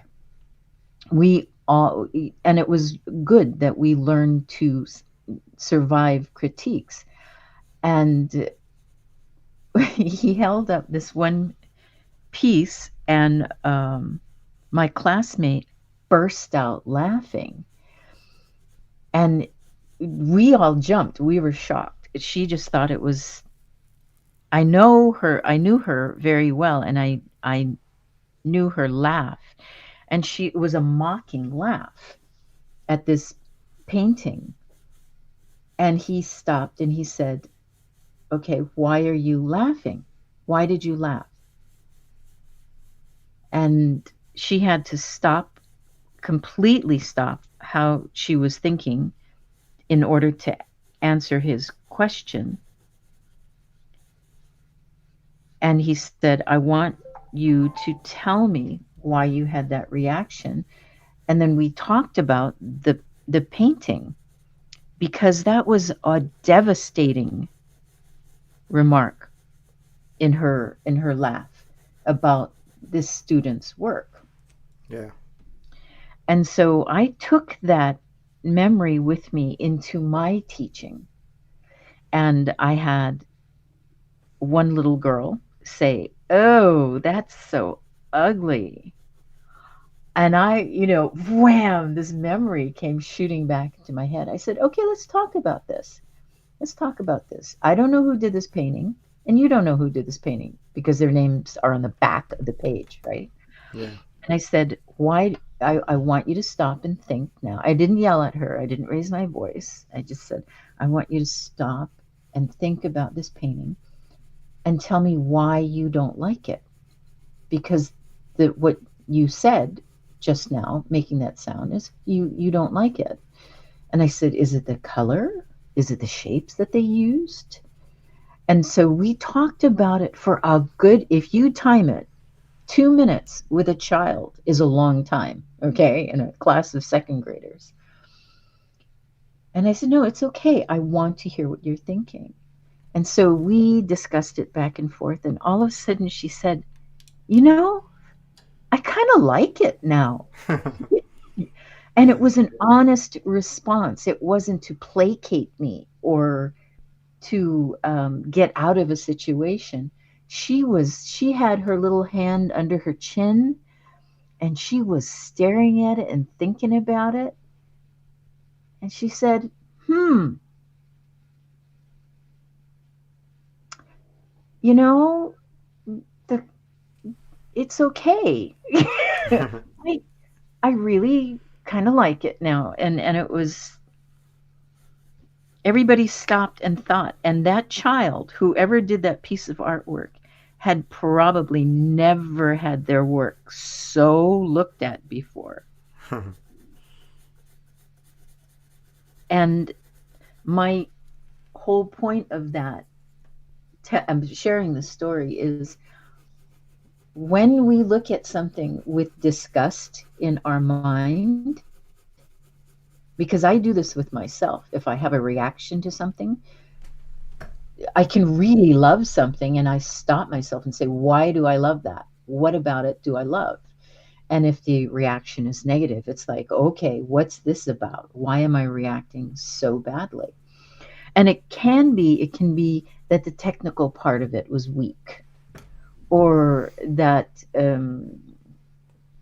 the artist didn't go far enough with it to make it a great piece. They were afraid, and I was uncomfortable with their fear of going forward.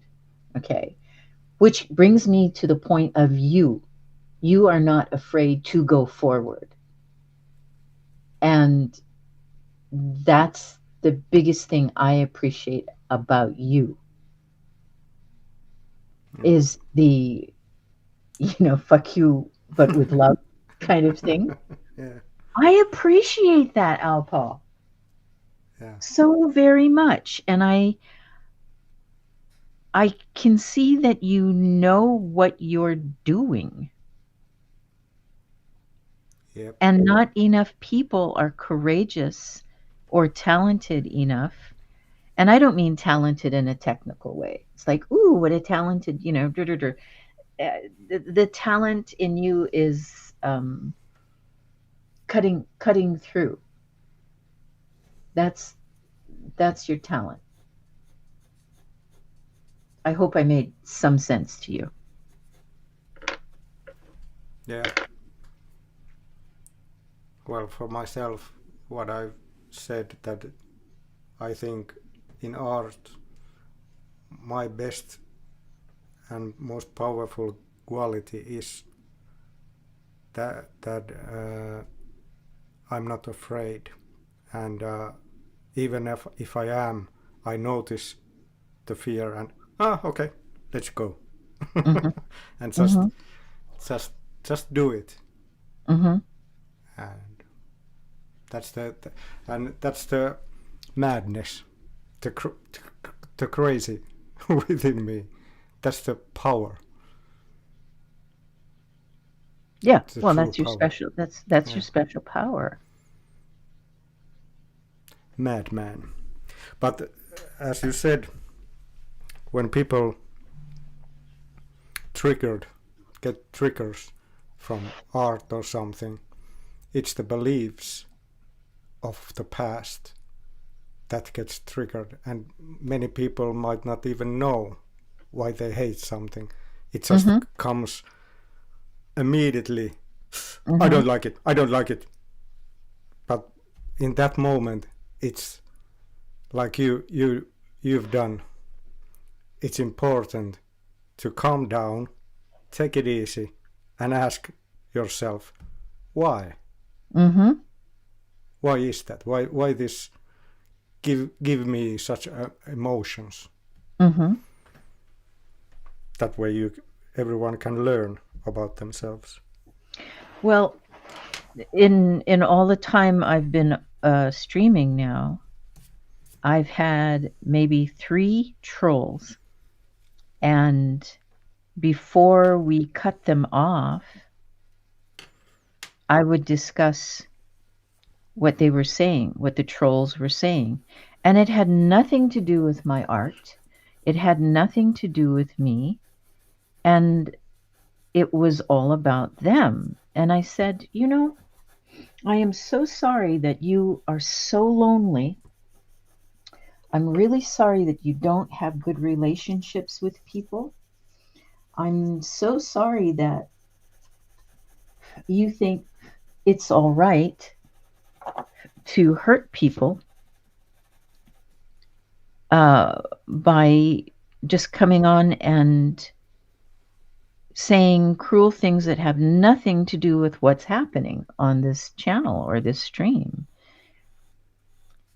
And by the time I got through analyzing them, I said, maybe you really do need some help, some professional help.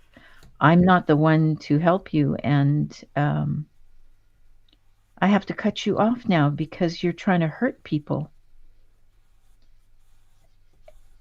Yeah. And you need to look at your motivations in life. I guessed, because I'm pretty good at guessing this. You can tell how old somebody is by the level of their insults. And I would say things like, I really doubt that you're in a healthy relationship with another human being, and perhaps you should look at that before you go and decide to abuse somebody out of your loneliness and frustration. And so my followers who are listening to me and watching this happen are responding. They're writing things. Pretty soon, you could tell this guy was so sad and lonely, and that's why he was trolling people. And I said, okay, we're going to let you go now. Good luck. Bye. Click. He's cut off. But people have to kind of face up. If you're a jerk in life, you will be lonely. You will be lonely. People, if you're rich and you're a jerk, people that are going to hang around you are also going to be rich jerks. They're not going to be nice people. Or someone who wants to benefit from you. Yes, exactly. Whoa, who wants to go through life with no friends? I'm glad I don't know any of those people. And they might be making the front page news, but they cannot be happy. I can't imagine that they are waking up in the morning going, yes, the world loves me, or my family loves me, or somebody loves me. I think most of those people, nobody loves them. And it's, ooh, ouchie. They say you can't pick your family, but you can pick your friends. And it's like, yeah, that's true.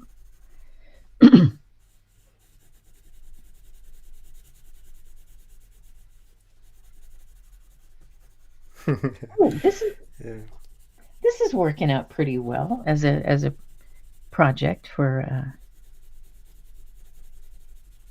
today, I think.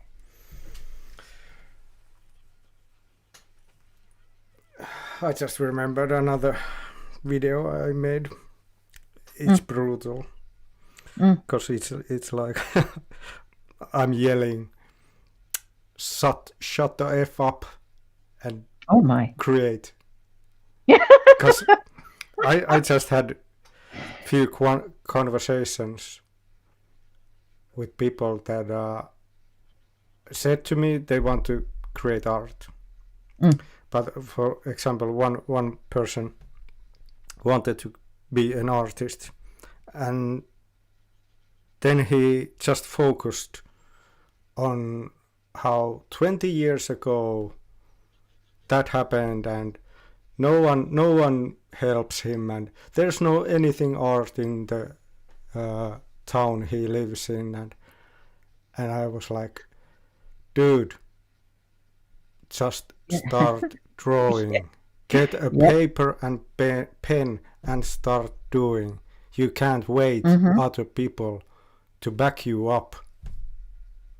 You need to start doing it. But he just continued to complaining this and that, and I was like, oh man, do you realize you are the only obstacle in your life? It's not your past. It's not what happened 20 years ago. It's not that your town doesn't have any art exhibitions. It's not that. You are the obstacle. You need to go over it. And that conversation inspired me to do this really nasty video where I'm just yelling, do the fucking work. But it's true. I believe that is true. Yeah. If something's not happening in your town, then make it happen. Yeah. Yeah, I mean, you should have told them, okay, there are no art exhibitions, you create one. Yeah. I told him that there's like nothing where I live. There's no support. There's nothing. And still, because I'm a stubborn person, and that's a good thing. Sometimes it's a bad thing when the stubbornness is against the person. But when you understand the stubbornness, you can use it to create the dream life you want. There are because I didn't want to be that nasty to anyone that I just yell someone, so that's why I did the art video. Good. You channeled that energy into something creative. You created that stream. You created that video. It's yelling only gets you so far.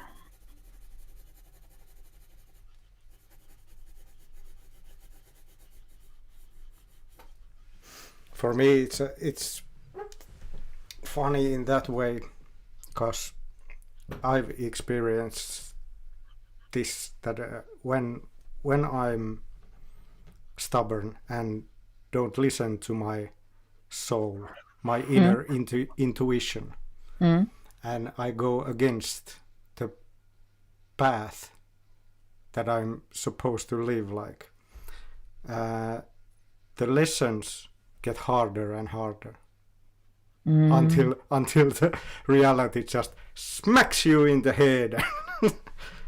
Now stop it and turn around and live your life.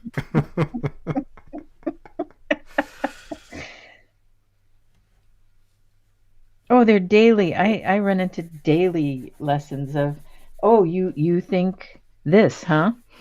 Okay, you're not backing up your beliefs by behaving a certain way or getting angry at situations or ignoring situations. It just daily. There are all kinds of lessons daily. Yeah.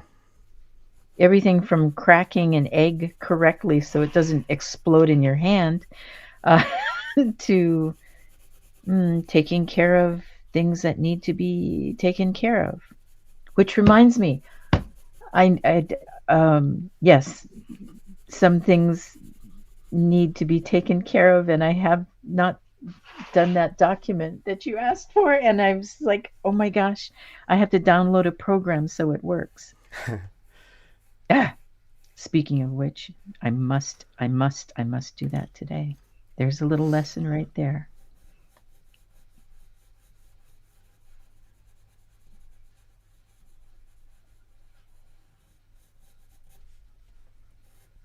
There's a lady that I still occasionally listen to, but when I was going through a very stressful time, this podcaster was very useful, and she tells her horror story about how difficult her life was. And I'm like, whoa. And how did she overcome it? And she said, well, honestly, it happened the morning there was a rocket launch on television.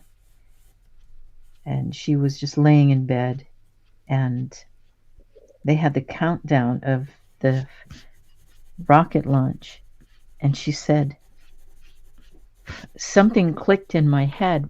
And so she decided to use the countdown of 3, 2, 1, and then jump out of bed, get out of bed right at that instant. And it was really motivating for me. So I still use that. If I'm feeling a little, it's like 3, 2, 1, launch and jump out of bed. Yeah. Or 3, 2, 1, start working on that project, or fill in the blank with whatever. And very helpful to me. So if anybody's having trouble getting motivated, just do countdown of 3, 2, 1, and move. It becomes automatic. Yeah, it's important to notice that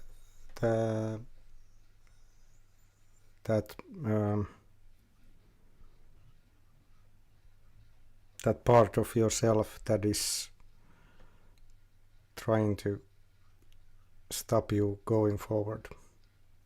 That is always I don't want to. It's important to notice it and just continue, because by that it gets weaker and weaker. Mm-hmm. And if you how many times person gives into those feelings, it gets stronger. Well, one very helpful thing that I certainly didn't develop, but it's a psychological thing, of that all those voices that are going, they're actually trying to protect you. Yeah. And they're trying to protect you from failure. It kind of goes overboard, and instead of protecting you, it starts eating you. Yeah. So I really thought about that, and I when that comes up, I go, I know you're just trying to protect me. I'm talking to myself, right? I know you're trying to protect me, but you're not helping me right now. So I'm going to ignore you, and I'm going to go do what I need to do. Because we have people in life, real life people that do this to us. And you have to say, oh, thanks, but no, I'm going to go do this other thing right now. Or I'm going to actually go ahead and finish my homework, or I have to write this paper, or I need to start on XYZ, this piece of work, or I have a job that I need to do. And yeah, it would be really nice to hang out with you, and I love you, but I got to say no. I got to say no today. And I'll see you later. And that helps. It really helps. Yeah, that's why knowing thyself is important, because there might be traumas from childhood. Yes. That is giving that block energy, that self-talk. Mm-hmm. Mm-hmm. Trying to protect us from ourselves. And it's like, no, you're not protecting me. You're You're strangling me right now. You're holding me underwater. I don't want to drown in this. Oh gosh, I love drawing tulip leaves. Aren't they just fun? Yeah.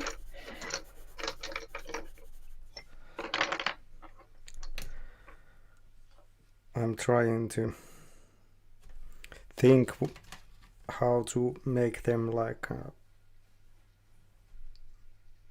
separate. Contrast. It sounds really kind of mundane, but just contrast. Choose one leaf and then make the one behind it lighter or darker. There you go. Boom. You just did it. You just created the contrast right there. You just did it just this second. That leaf is near me now, and the other one is mistier and farther away. Boom.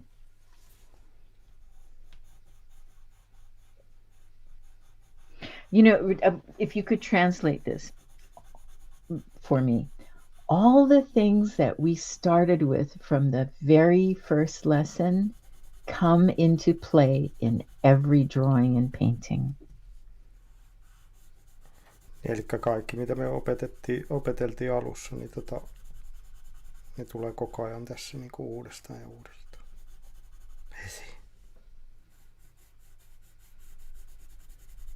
What I tell my little kid students is, I'm not teaching you stuff for children. I'm teaching you stuff for artists. So I use everything I teach you, I use in my own work.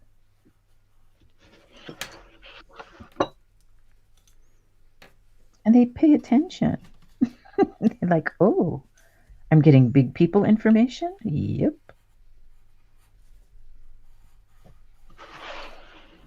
There, you nailed it. There it is. That's absolutely closer to me. Yeah.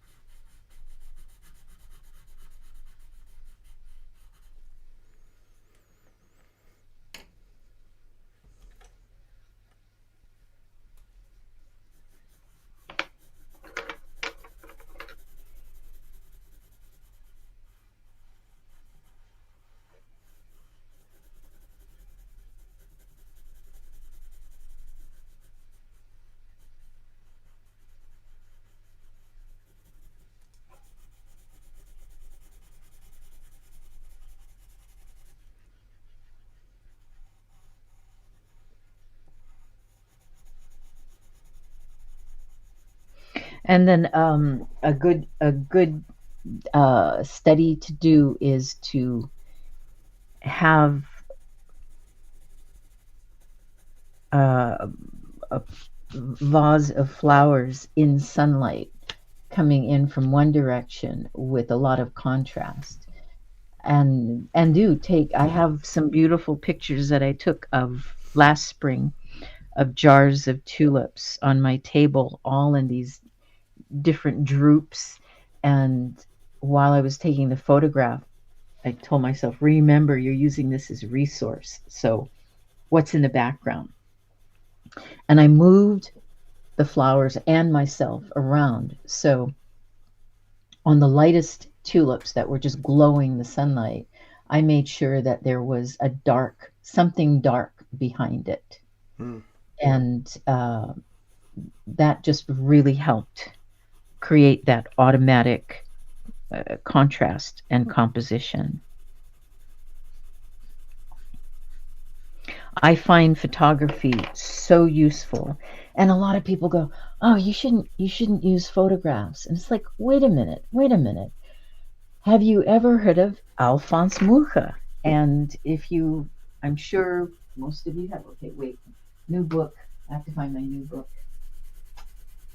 Where are you? Ah, here it is.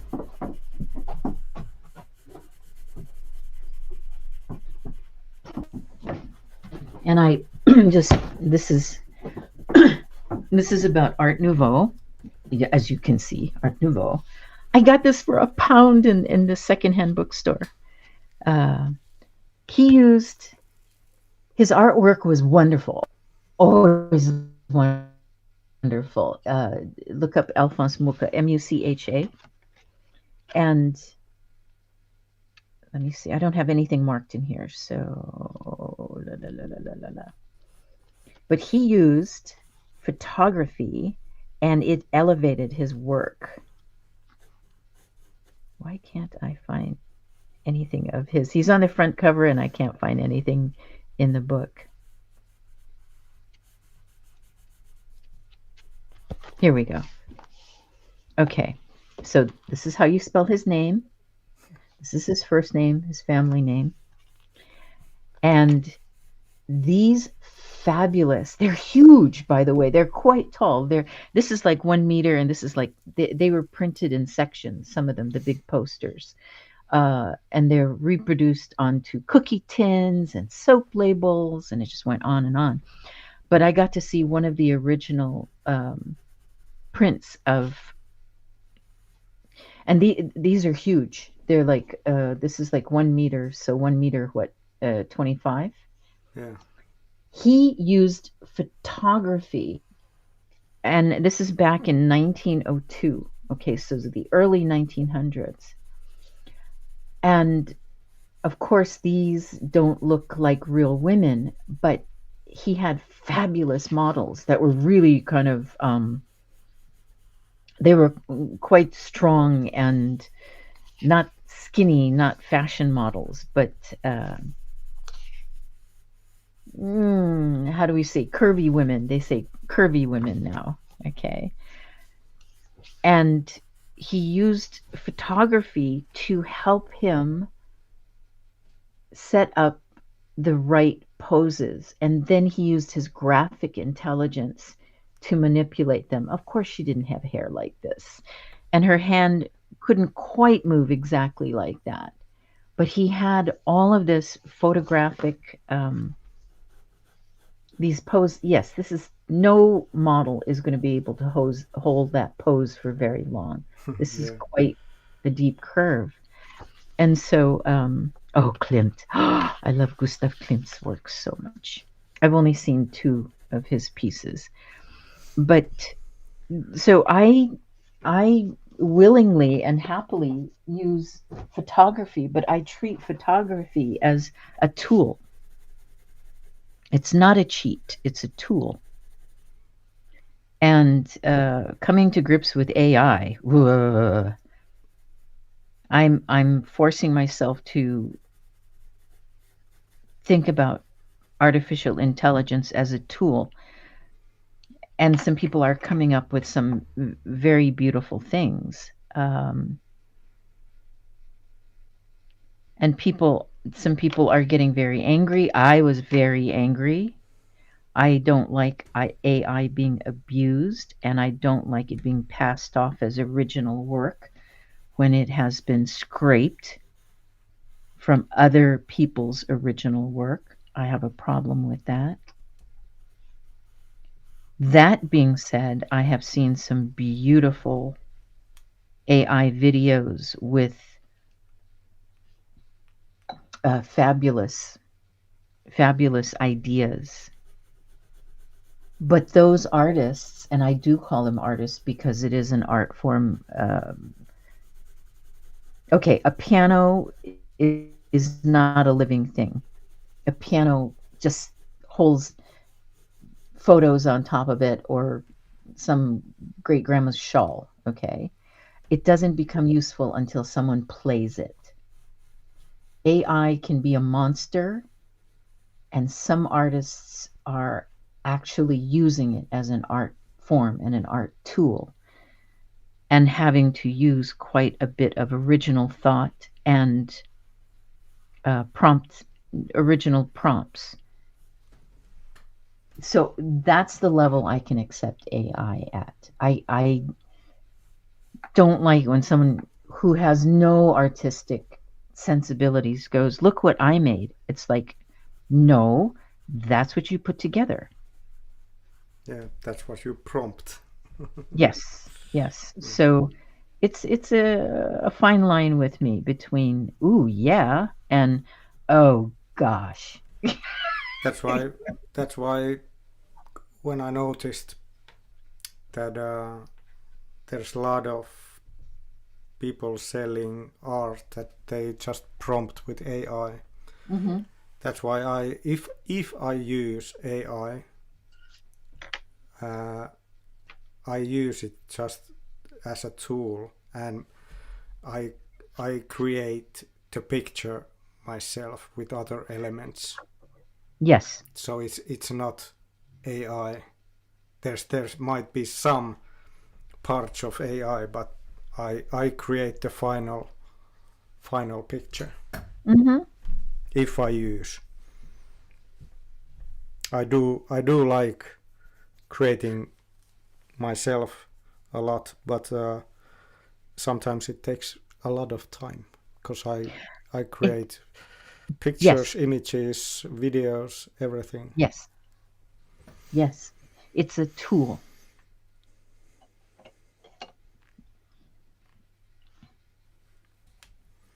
Like a when I did a lot of YouTube videos, different kind, I used the AI to make the little info pictures because it made no sense for me to daily spend hours and hours to create that Mm-hmm. little tiny photo for YouTube. Mm-hmm. Yeah. When I can use AI and yep, there's a picture. There it is. And it saved me 15 hours. Yeah, yeah, Because we've had a lot of discussions on my channel about it, and it's like I think one of the things they said, everybody calm down. Let's all calm down now. If you know that the foot is on backward, you know it's AI. yeah, And if it has 7 fingers, or it's missing an elbow, or there's an extra arm in the picture, uh, think about it. And obviously that person didn't notice. If they don't notice something, then they aren't doing their job as an artist. yeah, and it will change because more and more people who don't develop their artistic skills use AI, Mm-hmm. and in the end there's so much AI artwork and it's so normal thing, no one cares anymore, and this becomes the value Mm-hmm. when we create ourselves. Well, I'm getting great pleasure out of doing this drawing. I am getting great pleasure out of streaming with you because our styles are different. We're drawing the same thing. This is completely different from each other. Yeah, And this is valuable to me. This is exceedingly valuable to each other, to ourselves, to each other, and to people who are watching us. I like to think so anyway. And I'm also having fun. yeah, Okay, so obviously I'm coming in with a dark blue to create detail. So again, let me repeat. I started off with big shapes, really big shapes. We started off with just ellipses and then deciding one was be smaller, one would be larger. And then we came in with, I don't think we even came with the stems. I started with the leaves and started with the wide. So we were doing a triangle shape, then we entered in. So we're bringing everything we did from lesson 1 with basic shapes, and now I am focusing. I'm sharpening everything. The elements in the background will start happening, and I'm going between my main subject, the background, and then my foreground. Now I do love this part of it, is deciding what I want to emphasize, what I want to detail, what colors I want to use. And this darkest color is being used in very small spaces. Okay, so this is my style. It doesn't mean it's the right style, but it works for me, and I'm happy with it. Oop, except that it's out of focus. Come back, come back, come on. There we go.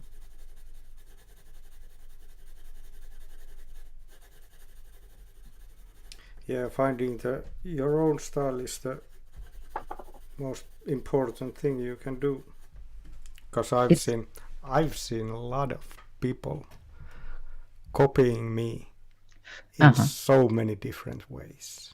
They copied my life stories, what happened to me, and they tell the same stories as they are, Really? or my worldview without them walking the path. They speak my views and tell them as their own, or copying my dreams. If I tell someone my plan or dream, and suddenly it's your dream. Wow, interesting. Well, Disturbing. go ahead. But that's why I think it's important to find your own thing in life, not to copy someone else. We have enough parrots and copycats. Well, it just makes me sad when people are so weak that all they can do is copy. That's all they can do. And I'm like, oh, I'm so sorry for you. Yeah. They've lost their soul connection, and therefore they need to copy someone else. I mean, while doing instructions, there are set things that I if you copy it, that's fine. Like this, okay? If someone wants to copy this exactly, good luck. And yay, go for it. I have a very large triptych. It's so large it's packed away because we don't have a wall big enough for it. And it doesn't make sense. I live in a very small house. And some guy, when it was on display in Hawaii, had the nerve to offer me some piddling amount. I just looked at him and I said no. And he said, well, can I take a picture of it? And I said no. Because he said, oh, but my girlfriend really likes it. I said, well, that's nice. And I said, no, you don't have permission to take a picture of it. Because he was just going to have somebody copy it. Yeah. Or he was going to copy it. Or they were going to take photographs and blow it up and put it on canvas and try to sell it. And I'm just like, I almost spat at him. I was so disgusted. It's just like, Tina, move away. Just move away from this guy. And I, and thank goodness I was getting ready to move because I took the painting down pretty quickly after that. It's like, that is mine. Do not. When I'm giving a lesson, that's one thing, but yeah, with the copying, when you are learning to do the art, it's okay to copy and for learning purposes, but I think it's important to find your own style. Yes. First you learn different styles, and then you go berserk and do your own thing. I mean, how many times have I copied Da Vinci? I've lost count. Yeah. But I certainly wouldn't try to pawn it off as my own work. It's like any artist who does that acknowledges the painting that they or drawing that they took it from. And you'll see inspired by or after. You'll see that in the description. Painted after and fill in the original artists. Yeah.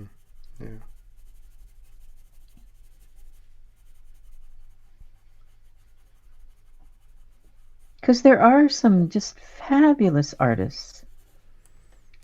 And it's exciting to see these artists that are still alive, that are considered masters now, to go back and look at their early work and see how they progressed. And then I like to look back at my old work and see if I've progressed or if I've regressed. And what did I like about that work that I did in the past?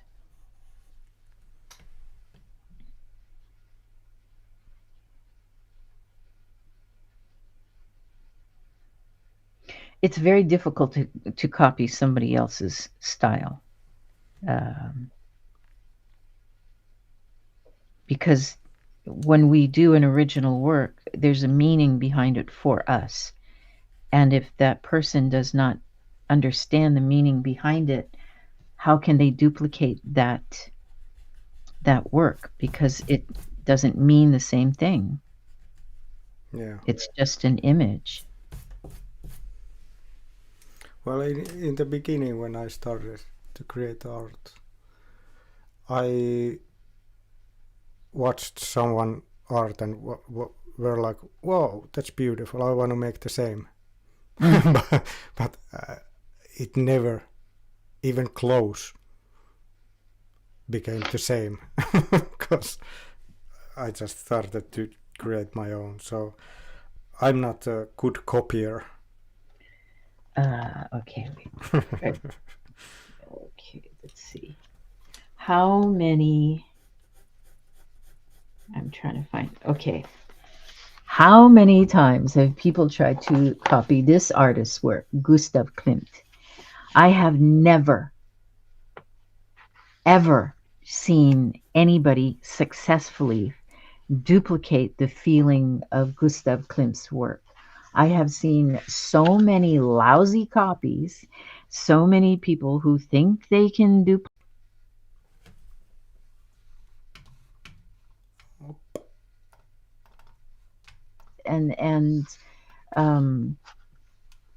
And aprons and they're just terrible. They are just terrible.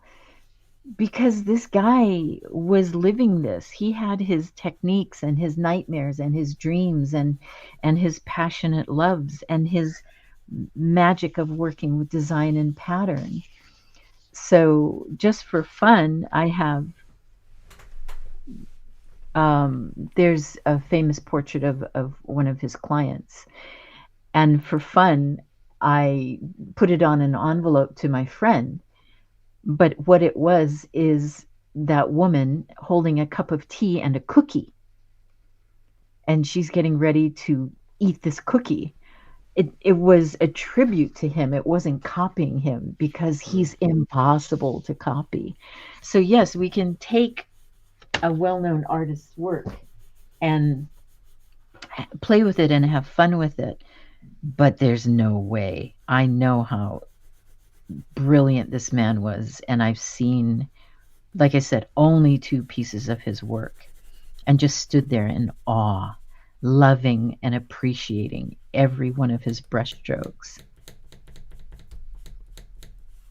So yeah, there's learning from them, they're doing tributes, and then there's original style. Yeah. The way I see it, it comes from the soul.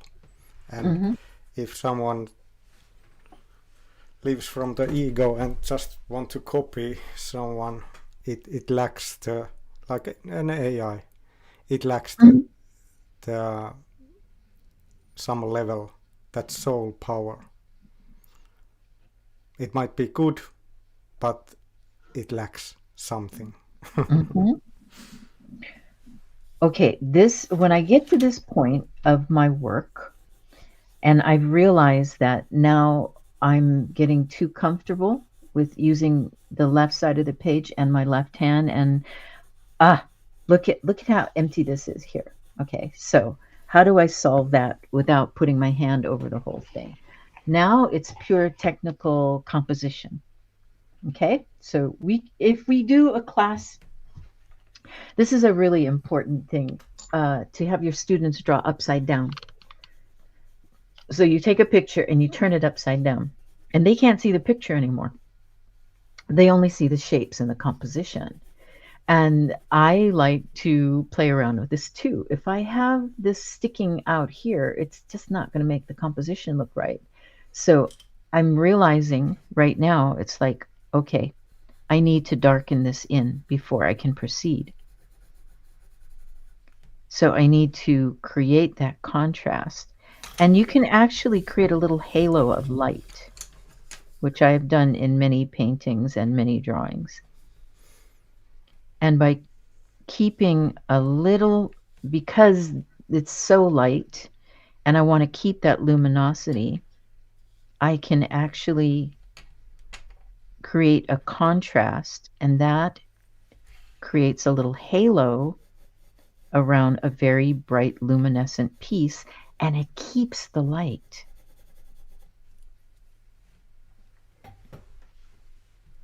So I'm not putting the blue right up against it. I'm leaving a tiny white margin, or peach as it would be with my paper. But point being, a bit of light. Yeah.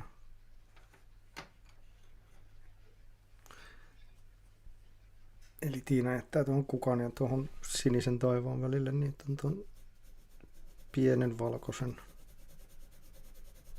viivan, niin se antaa pientä säväytystä siihen.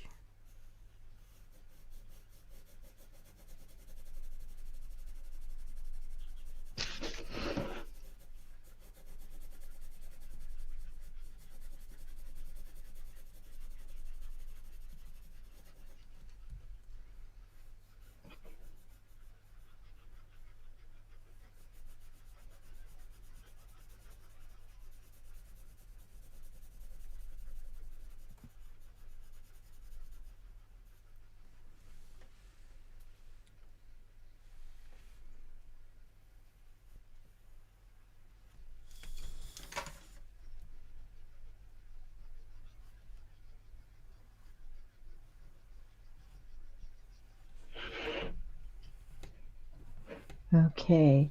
Again, the benefit of working with a camera or turning this on, this puts it quite a ways away from me, and I can see that this area is still very light, and I would like to go in a little darker with it before I fixate.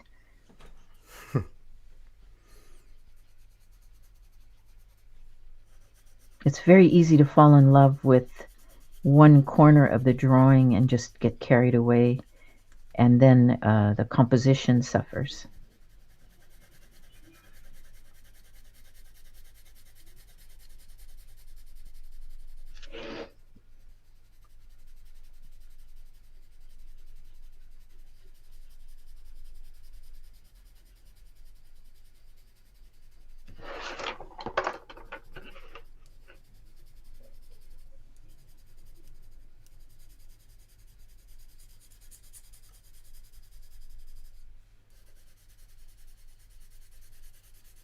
So I'm using a different blue.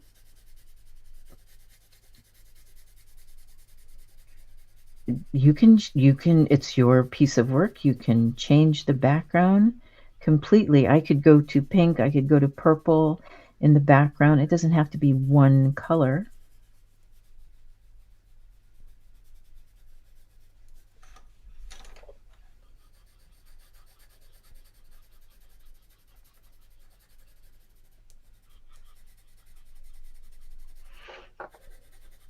Again, limit your palette. Even though I want to change the color, I have to be thoughtful about what color I'd like to change it to.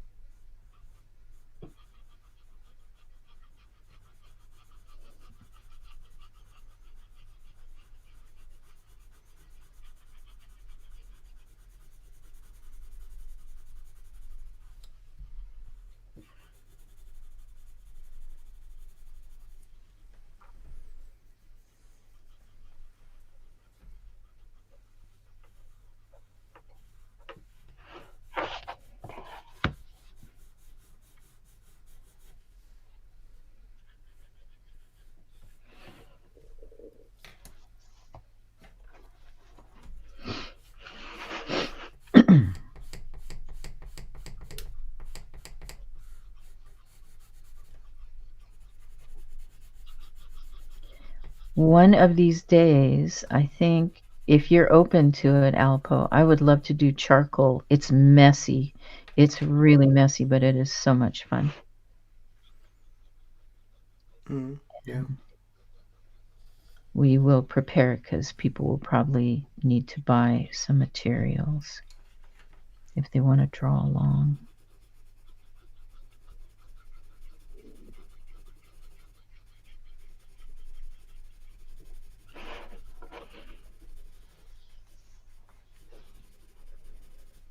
How about if we next week we do some ink and line work and trees or something like that? Yeah?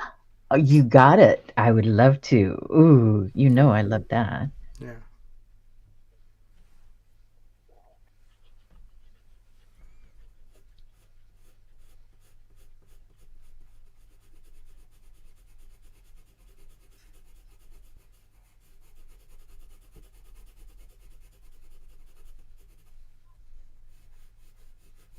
Okay, I'm going to write that down in my book so I don't kind of go, what were we gonna do?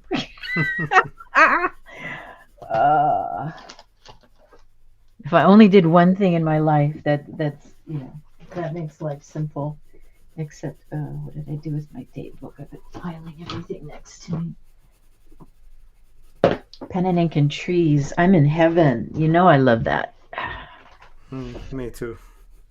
Okay.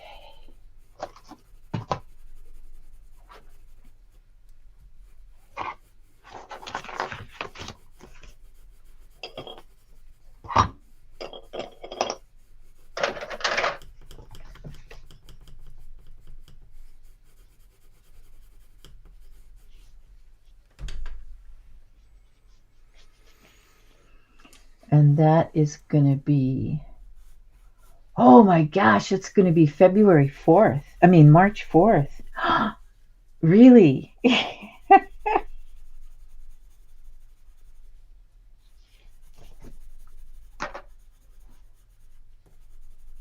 Okay. What would you like to do tomorrow? Should we do one more flower or? Yeah. Okay. Let's do flowers. Okay.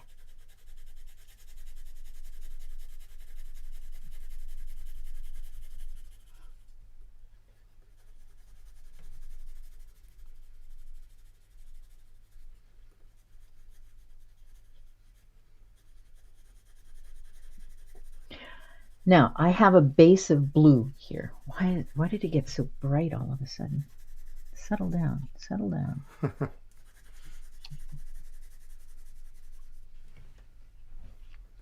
So at any time, I can change this radically. I don't know if I'm going to do that, but I'm going to do a small segment, but let me finish up here. This is still, see how precious, I use that word precious. It's like, oh, this part is just, oh, it's so pretty. And then this has nothing. This is like an orphan, an orphan's side of the artwork. So I need to pay attention to it. Now, most right-handed people will have exactly the opposite, right? This side becomes very precious, and the left side will suffer.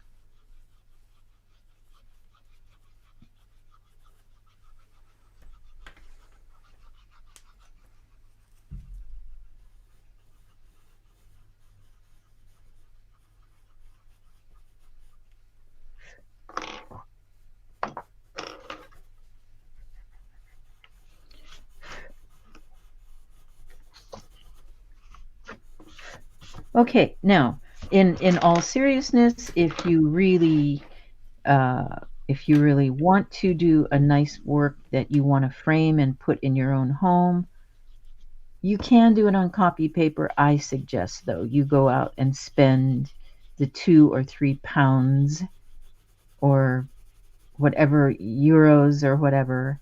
Maybe a good piece of paper will run you €8. And for us, it'd be about 8 pounds and a little bit for one sheet of paper.